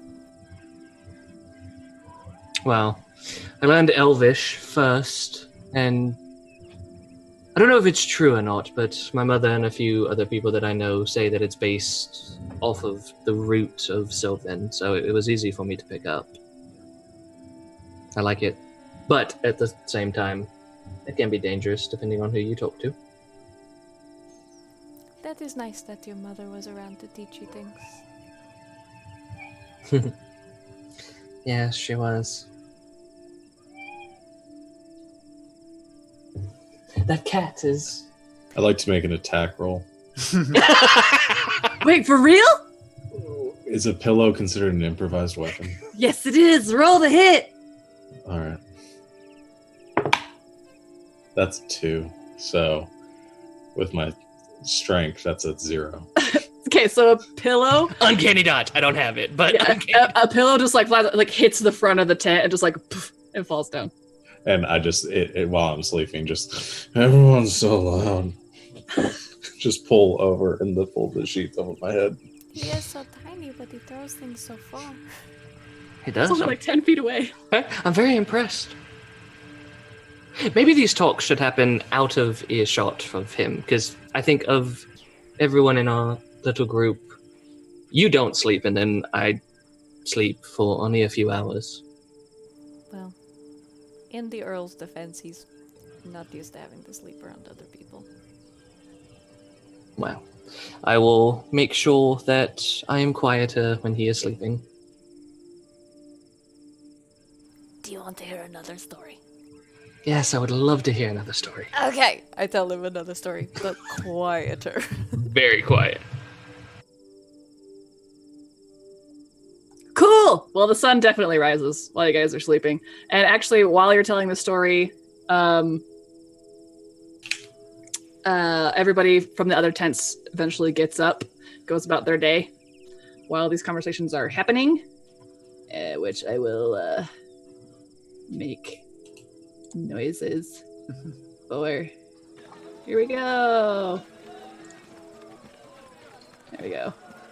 And that's sufficient for now. Oh, maybe this one. That sounds fun. It's too much noise. No, I don't like the music with it. Nope. We'll just do the city noises. Okay. Glad everybody got to witness that with me. Morning breaks. And you guys all come to consciousness. Gather for a free breakfast in the Raj's round. Oh, I can't type. The Discord notifications are in the way. Ah! Okay. While No, the I just- DM I is just- typing, I'm saying, Cade, brush my hair. It's been like days. Oh, am I awake now? I don't know. Oh, I guess I gotta say, it is so early. You can brush my hair. All right. Grab the brush, and at first I'd try to brush it with the wrong side for a little bit before I wake up enough, and I soon BB flips it over, and then I start brushing it the right way. Okay. Sorry, I need you guys to keep doing stuff. I need a second. Ow! No! Ugh! Oh, what? Oh, Tangles! sorry. Why do I ask you to do this? Well, you shouldn't ask me right in the morning. Every time is the morning for you. Fair. What are we doing today? I don't know. I was just going to brush my hair and then probably go find Bammy wherever he went, and we should figure out what we're going to do with this device and Mr. Allen. And Well, we're going back into the desert to help the druids and figure out the mystery of the sandstorm. we should ask everyone else, but I love a good mystery. Seems Even fun. the bad mystery. I just like stories. Okay, I'm back. Anything you guys want to do at breakfast? You just get some breakfast. I was gonna say Little before girl. breakfast, Oh. Willow probably would have gone to find Bammy. Okay. You go to the Oasis, and Bammy's not there. Bammy? He's just not there. Oh no. She's gonna try to like grab somebody, and sort of ask around and see if anybody's seen a gold dragonborn. A couple of people are like, Gold Dragonborn, lady, you know there aren't any Gold Dragonborn. No, but you can't have missed him. He's so bright. I got work to do, lady, okay? And after you've grabbed a few people, roll me investigation. Roll me investigation. Okay, let's see. Oh, that's pretty good. Investigating. Am I good at investigating? Yes. Okay, 19. You find Thomas! Thomas? The little urchin boy with the scraggly black hair, the dark skin, the very skinny one, who's smaller than his age. Yeah, smaller than he should be for his age. Hey, Miss Willow! What you need? What's going on? Good morning. I'm so glad I found you. Hi. Have you That's seen right. Bammy anywhere? You know what? I actually did. He's a bit around the mountain. I think he went to go sleep on one of the crevices up there. He does that sometimes. Usually he prefers the oasis when it's warm. But I think he went to go sleep on the mountain. He does that. Okay. Should be coming around with the sun up like this. He's never really misses a morning. Okay. Well, thank you. That's really helpful. Also, the thing that you gave me the other day. Oh yeah. Who is that from? Well, it's actually just from a lady in town. I think she stopped by the shrine a few days ago with something. You and that other cleric helped her out with a sick kid. Mm-hmm. So she was like, give this to Sister Willow as thanks. And I was like, okay. So I did. Oh, okay. Excellent. Thank you. thanks again for delivering that to me and Yeah. for letting me know where Bammy might be. Do you, could you show me again where? Oh, yeah. So, and he like kind of jumps up to like kind of point in your eye line. Yeah. So basically, sometimes he likes to sleep up where he's got a vantage point on the rest of the town, you know? So it's, I mean, the rock's a bit jaggedy some places, so they're like ledges you can sleep on. So he's probably around that way. I mean, I saw him walk down the street sort of that way, so it might be that way. I don't know exactly where. I didn't go follow him because ain't no one want to stand in the way of a dragonborn who's sleeping. So... Yeah, so wait, so did you see him last night or just barely? Yeah. I was just like early this morning he was walking around, so Okay. Well, thank you so much. yeah, you're welcome. Have a good day, I guess. Yes. And I'm just saying, if that information was worth anything to you, I'm a little bit short of coppers. Oh, yes, of course. And like, hands him a silver. Miss Willow, I knew I liked you. He flicks it, catches it. All right, I'll see you around then. All right. Good day to you. Good day, milady. And then he scampers off to do his little urchin business. Okay. Then yeah, Will's I guess gonna go back to the Rogers round. Okay. Have some breakfast. Urchin's got an urge. Okay, great. Bammy, do you join the group up at some point? Yeah, gonna wake up in the mountain, wonder why he's at the mountain, wonder why his stomach is full, and head back to the inn.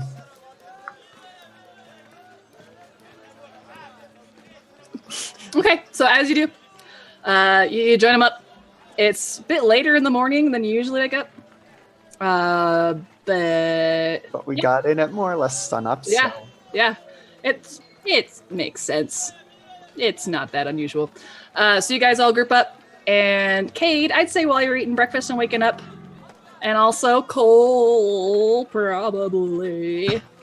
When you guys are getting ready for the day, you realize you've got this you got something tied onto your arm.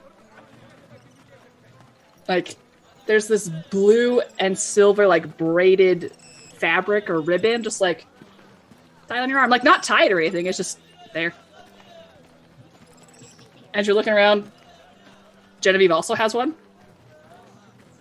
And when Willow sits down to eat breakfast, she has a braided blue and black one. And when Bammy comes back, I'd say Bammy, you probably... No, I don't know.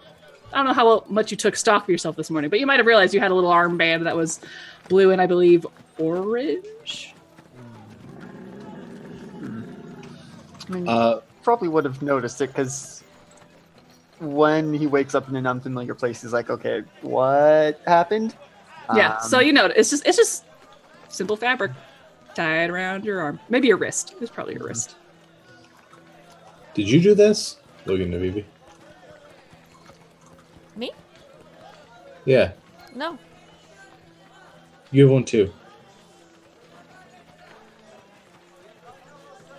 Well, gosh!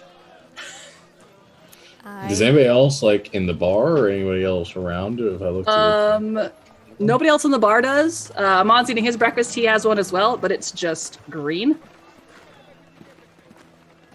what color is mine again? blue, and silver. I did not do this. I did. You did. I did. I did it last night.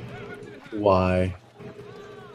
We're in a city, and he looks around the room and goes, "It's a precaution of some sort." That damn cat again. Amon, you cannot just put things on people without asking them. I was worried at the time that you would not do it and then get hurt in the city. I was going to tell you today when everyone was here. Bammy, you've come in at this time. Not do what?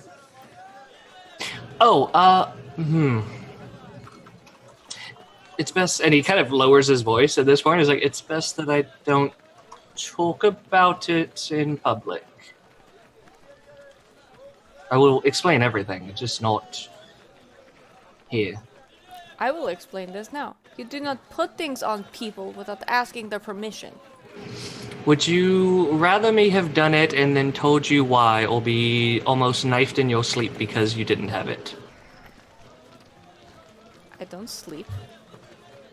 Knifed in the darkness while I you would were watching. rather you just ask me, you weirdo.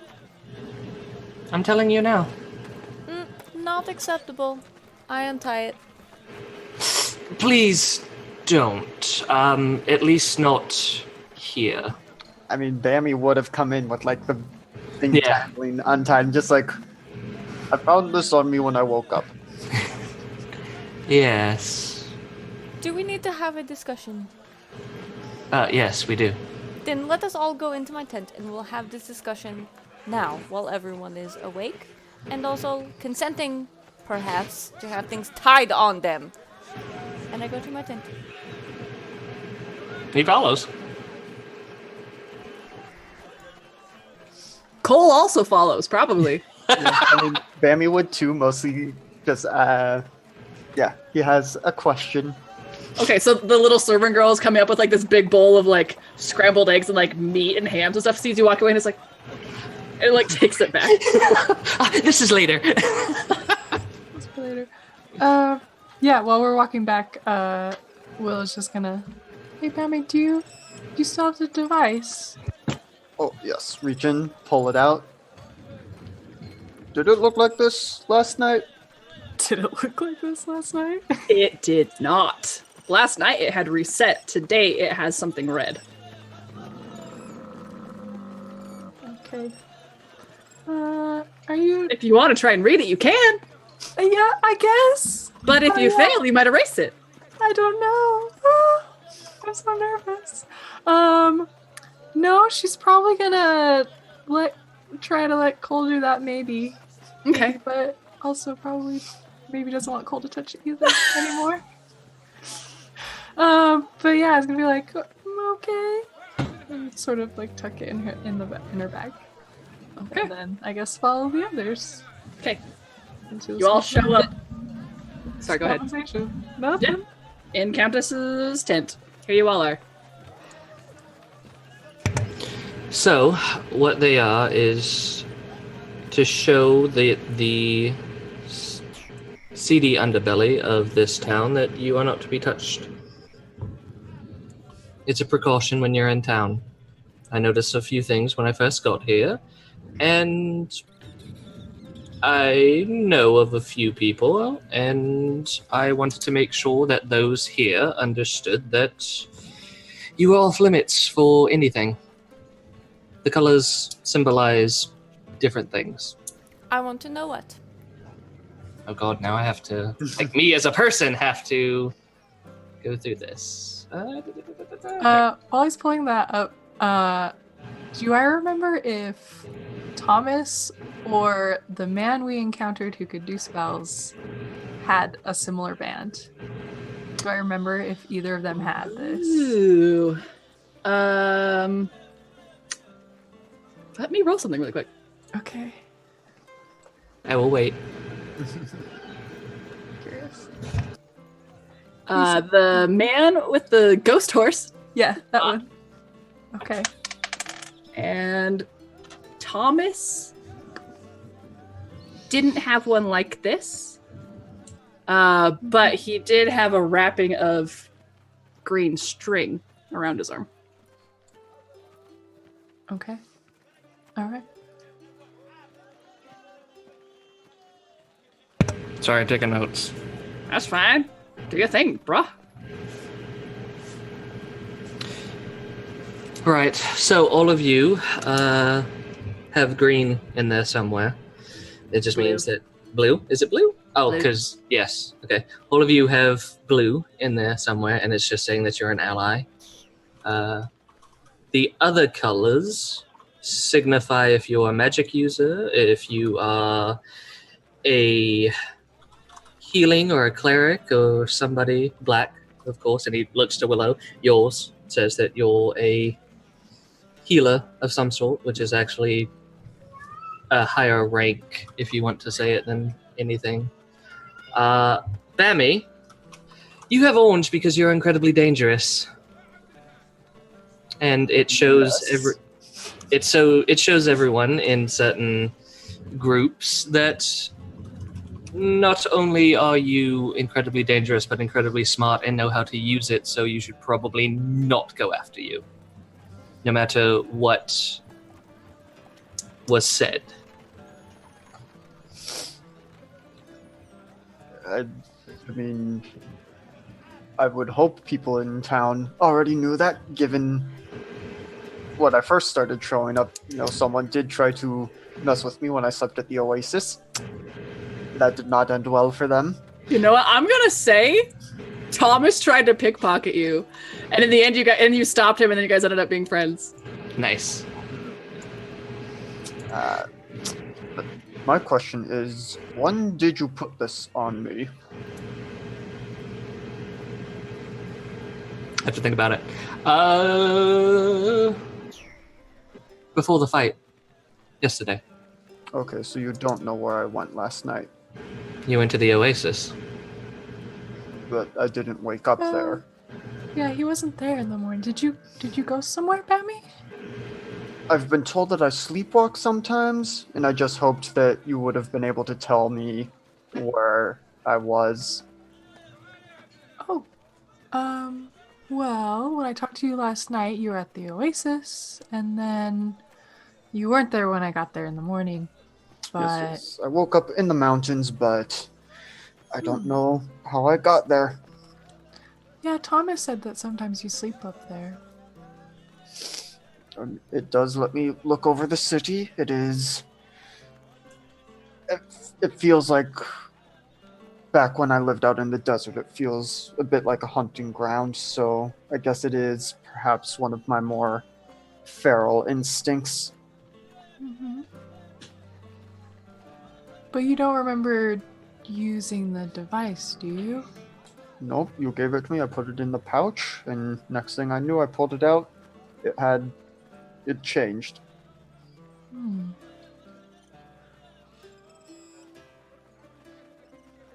I'm gonna show it to Cole, and not allowing him to touch it, I'm just gonna ask him, has it looked like this way before? In the other times you've seen it done? Please don't. Well, let me look it over and see. Gonna roll an Arcana check for him. Actually, it has looked like that before. No, it hasn't looked like that before. That's a different spell, Okay. I guess. If I could look at it, I could figure out which spell, though.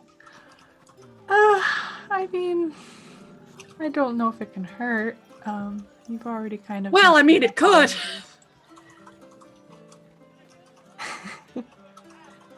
Unless anyone else wants to try. But you seem like you're the best at this sort of thing. Well, I mean... Gingerly starts to hand it over to Cole. Maybe we should Right. just wait. Oh, man, are you sure, though? Maybe until you're feeling more like yourself. That's fair. I was interrupted in the middle of my breakfast.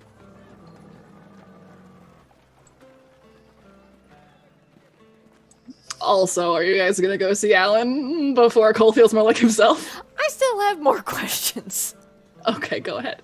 I am so sorry. Someone was knocking at my door and it seemed urgent. I would like to actually ask the same question as Bammy. When did you put this on me? Before the fight. And this just tells whoever these people are that you know things about me. No, it says that I don't know it. I don't know anything about you. It's just that you are a trusted ally, and that if something were to come up, or if somebody wanted to, if money changed hands for a reason, they would at least come to us first and ask about it instead of just doing it.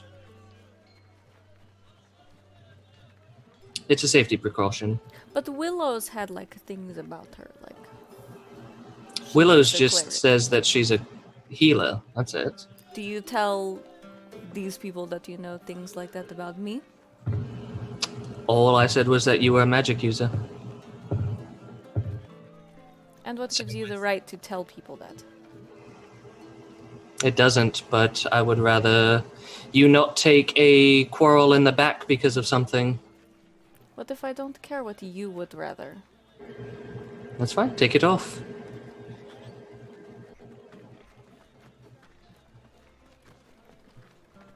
The times I have talked to you, you do not even think to tell me what you're doing. You just tie things on me to tell other people about me without asking. As I said, I was going to tell you today, and I did. That's not what I care about, Amon. I did it for the safety of the group while we were in a dangerous town. And you do not think to tell the group you care so much I just about? did. So you do not actually care what we think. I do care what you think, hence why I said take it off. It's perfectly understandable.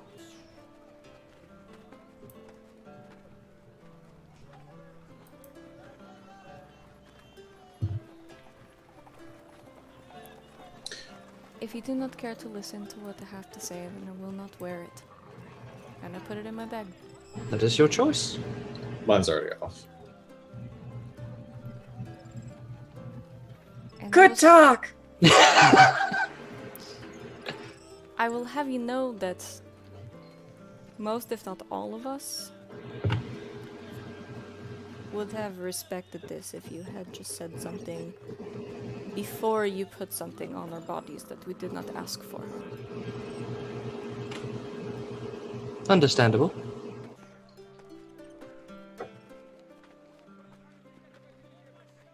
Amon, do you deal with these types of people a lot?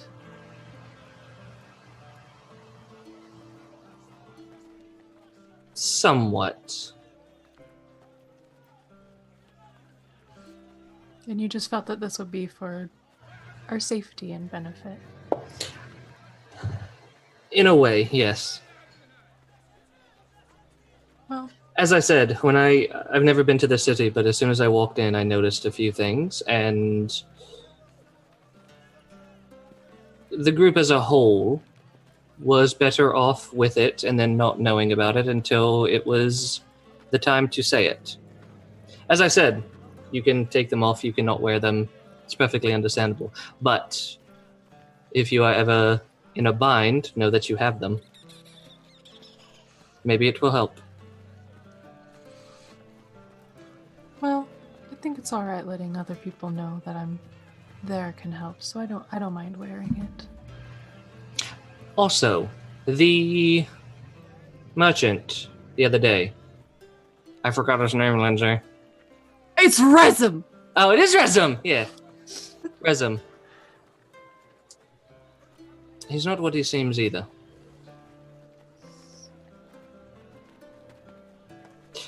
Not only is he skeevy, but he could be a little dangerous.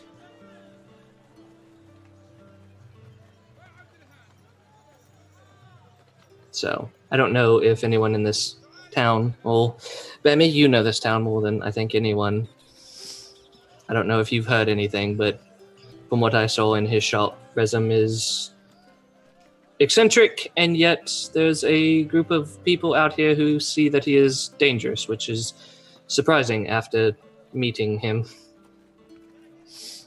Would I've heard anything, listening in on various traders coming through, or Roll me a history check with my -2? just to see if you recall it. That's a 9. I mean, people talk about a lot of people. Probably heard talk that like his prices aren't always fair. That he comes and goes a lot. That's pretty much all you can recall. Nobody being like, "Oh my gosh." He does not charge fairly, and he is in and out of Pointauv, but everyone is in and out of Pointauv. No one is here permanently. Well, it seems that he has made an impression with the people of Pointauv that he can be more than he seems, so.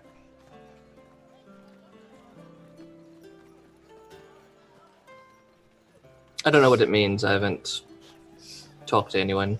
Can But he be enough to not get his head smashed in if it comes to that? I don't know. Not that I would do that, because I like Pointauv, and I think if I were to go and crush a merchant's head for seemingly no reason, it it might would be a not bad end thing. well.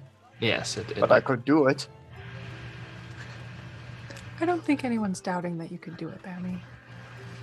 No.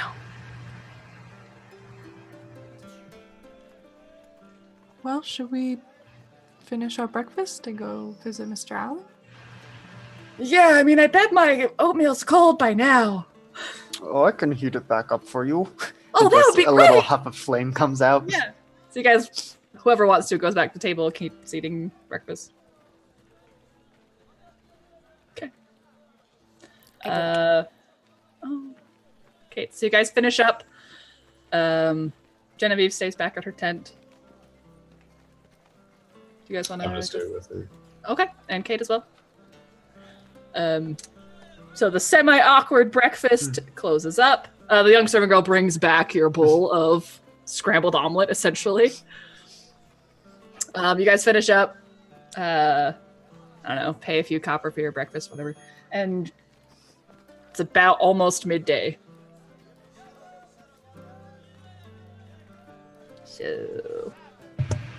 So are we going to Mr. Allen or not? Well, I think he's the one who's most prepared to use his own device, and so maybe he knows what happened to it. Since unfortunately Hopefully. Danny can't remember. And maybe we can explain. Does that happen a lot, Bammy? You wake up in places that you don't remember getting to? From time to time. Oh, so it's not a new thing, so it's nothing we should be worried about. I do not believe so. Alright.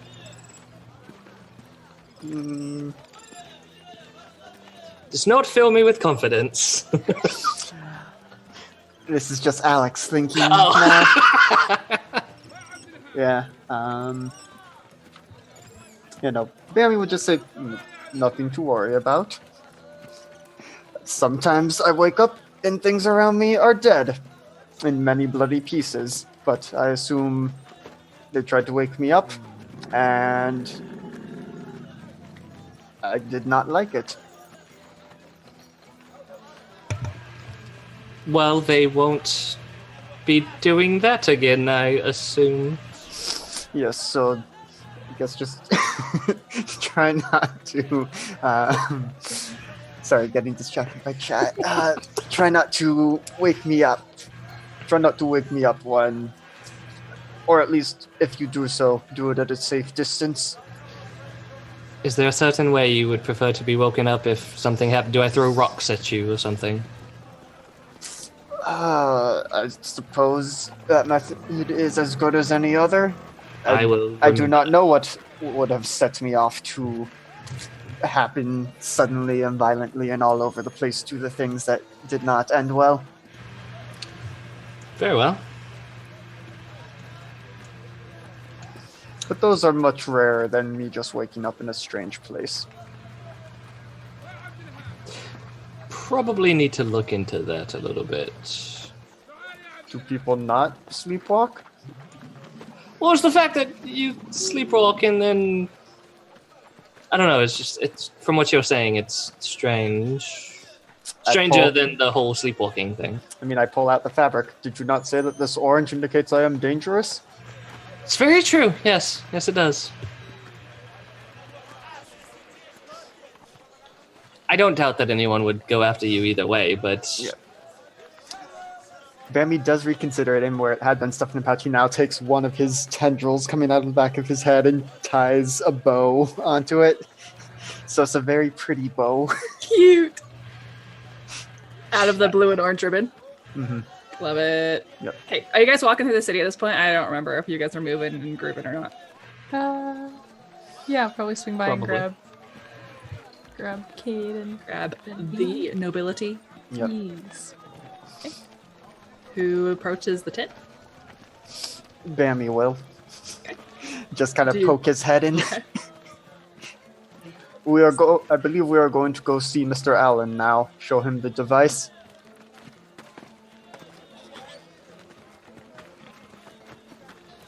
Are you asking us to come with you, Bambi? I suppose I am letting you know. I assumed we would all be going together. If you wish for us to come with you, we will come. Yes, it is good for you to be out in the sun rather than in this little cramped tent. Okay. Withdraws from the tent, waits for them to get out.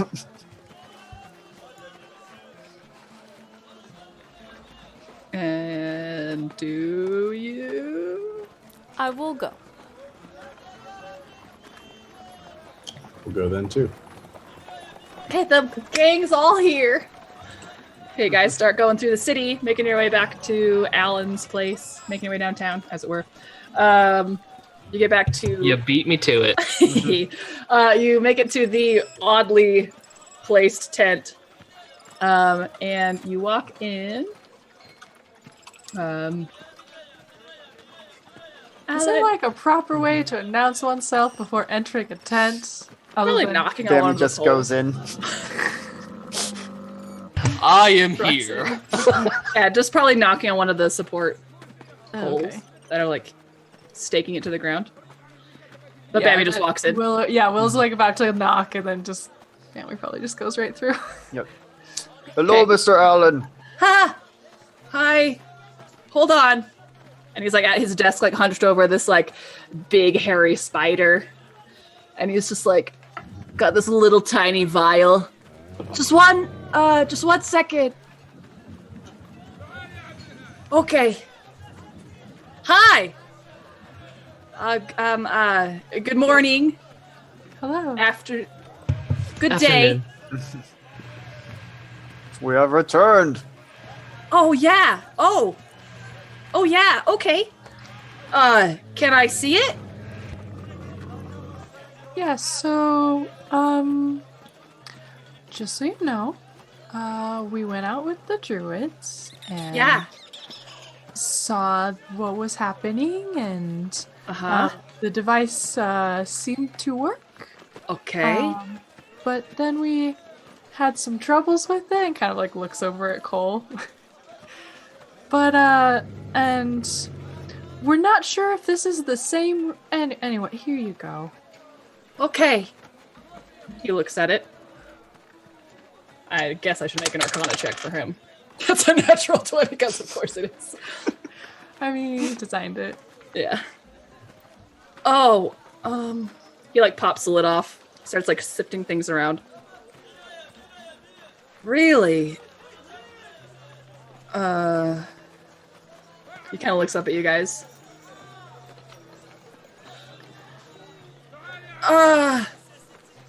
So what did it look like? The thing that they, that the druids do?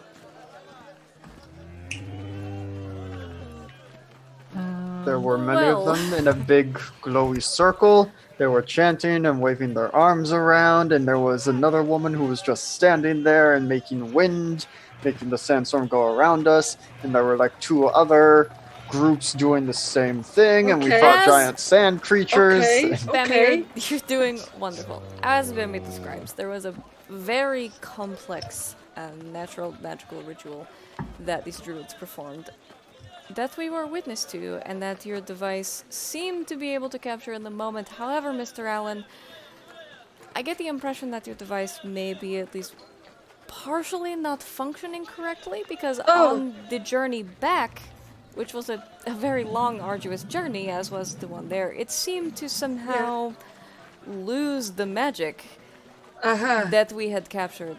I'm not entirely sure how. I mean, my studies in the arcane are by no means as advanced as yours, but you might perhaps want to look into this because it does not seem to have captured whatever magic it was we were trying to capture as fully Oh, Genevieve, would you make me a deception check, please, as we dear?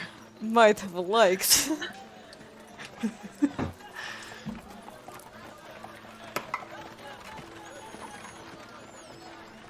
$24. Nelly. Okay, I guess I'll roll insight for him. Oh, look at that. It's not enough. Okay. Man. Well, gosh. Okay. I guess, I mean, we could try it again. And we're absolutely willing to do this for you. okay. Provided Man, the proper recompense for our troubles and Okay. reward for the new journey. Yeah. Oh. He like turns and like sets it on his desk and just like sits like with his hands on his desk and just like staring. Not like at it, but like past it at like nothing. Is what inside of it, is that not a... You have a look that says that it's bad or worrisome. Yeah. This spell that it seems to have caught it's a simple spell, a simple protection spell. I don't understand why it would have only captured that much, like that. I mean, I know that I learned that spell decades ago. It should have been able to capture it. Oh. Why don't we try again, Mr. Allen? What do you mean, try again? Well, When the maybe next- maybe you take a bit, ruminate. Yeah, it could take weeks. It could take months. Well, we probably don't have that long. Take a bit. No, I don't. Mr. Allen, listen.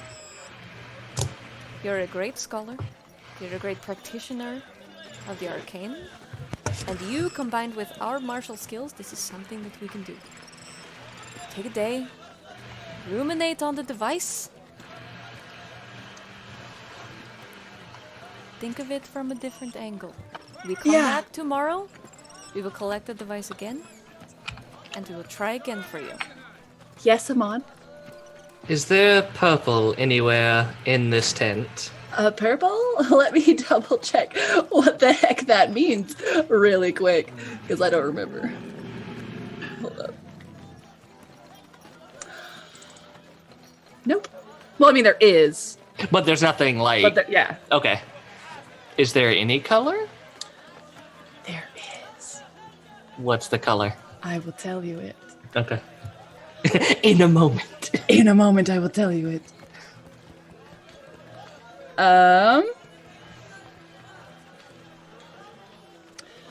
There are 2 white ribbons. And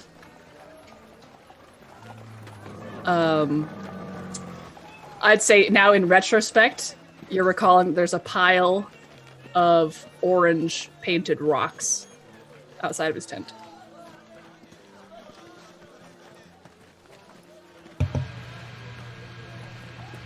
And yellow.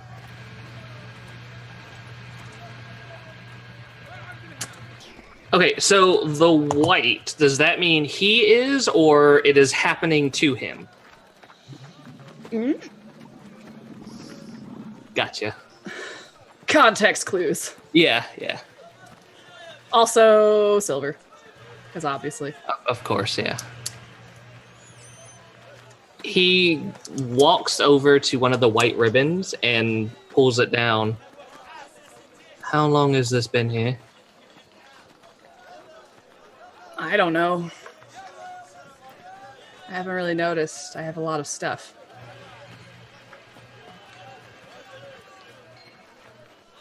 How long do you have, sir? What do you mean?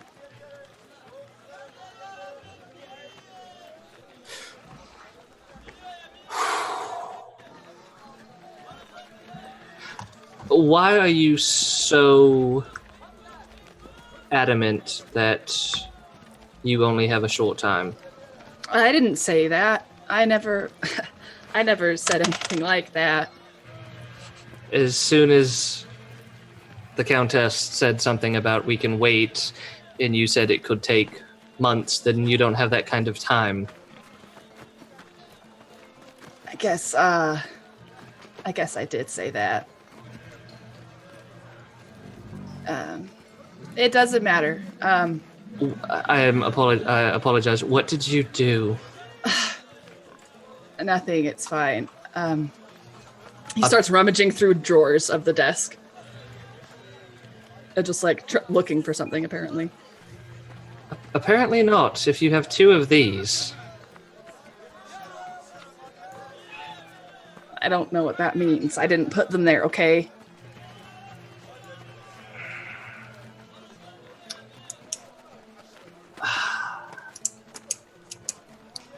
He pulls Share out with the rest of us, Amon.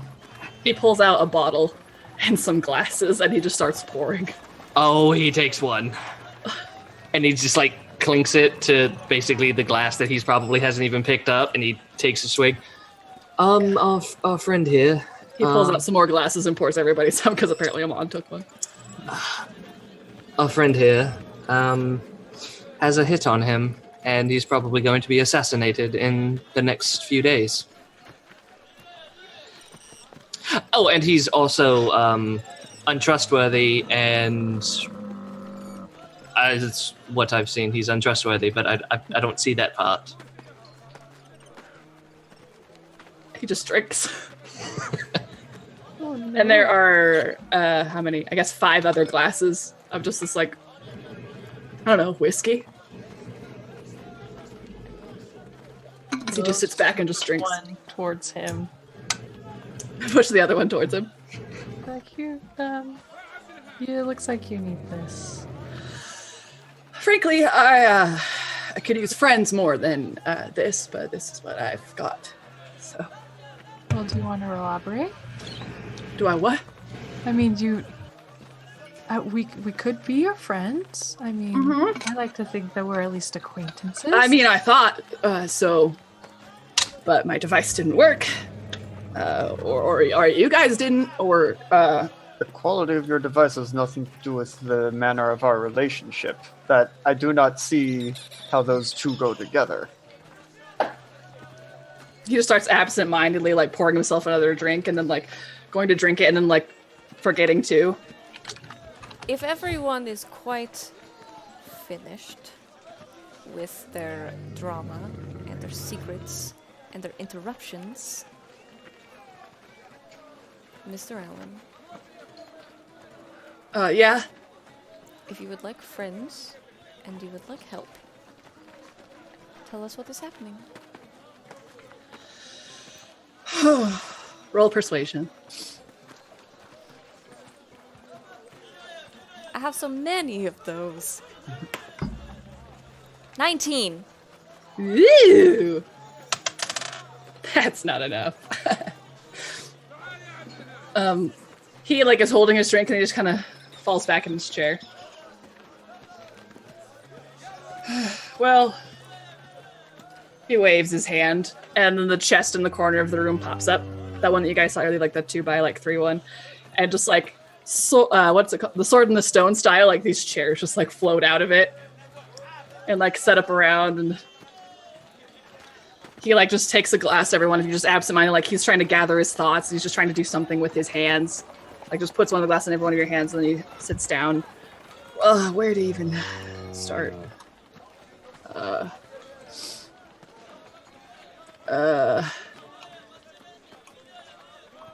Well, and he takes a chug. And I don't know, I guess we'll pick it up next time. I don't know. Just because it's late? Yep. Probably a good idea. Oh, I'm so curious now. So many mysteries. Oh man. Can I just mention one thing that I would have done before coming into the tent? Oh, yeah. I would have ducked out a little bit before coming in and kind of gone somewhere a little bit quiet. Uh-huh. I would take my hat off. I would have tapped the bottom of it and whispered a word into it.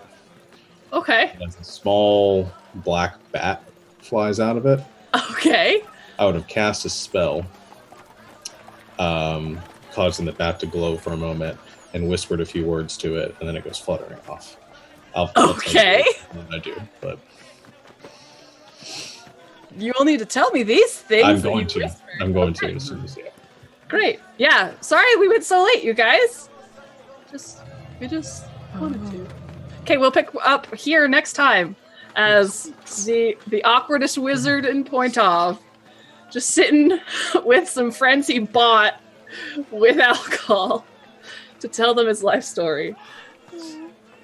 I mean, that's adult relationships in a nutshell. Let's just sit down and drink together. Okay. Thank you everyone for the things you bought. Genevieve, you still have inspiration that you can use whenever you like. I'm holding on to it. Thank you for the name, Joseph, for Headmaster Enchifer. Nice. Giveaways. Check out our Twitter. We've got 2. One for Morgan Kind of Foes. One for some sick art by Morgan. Spiders Complex Saturday. Wild Space Monday. Yep. Thanks for joining us for this extra long Tidefall episode. Good game and good night, Internet. Good night, Internet. Internet. Nah. What is the Internet?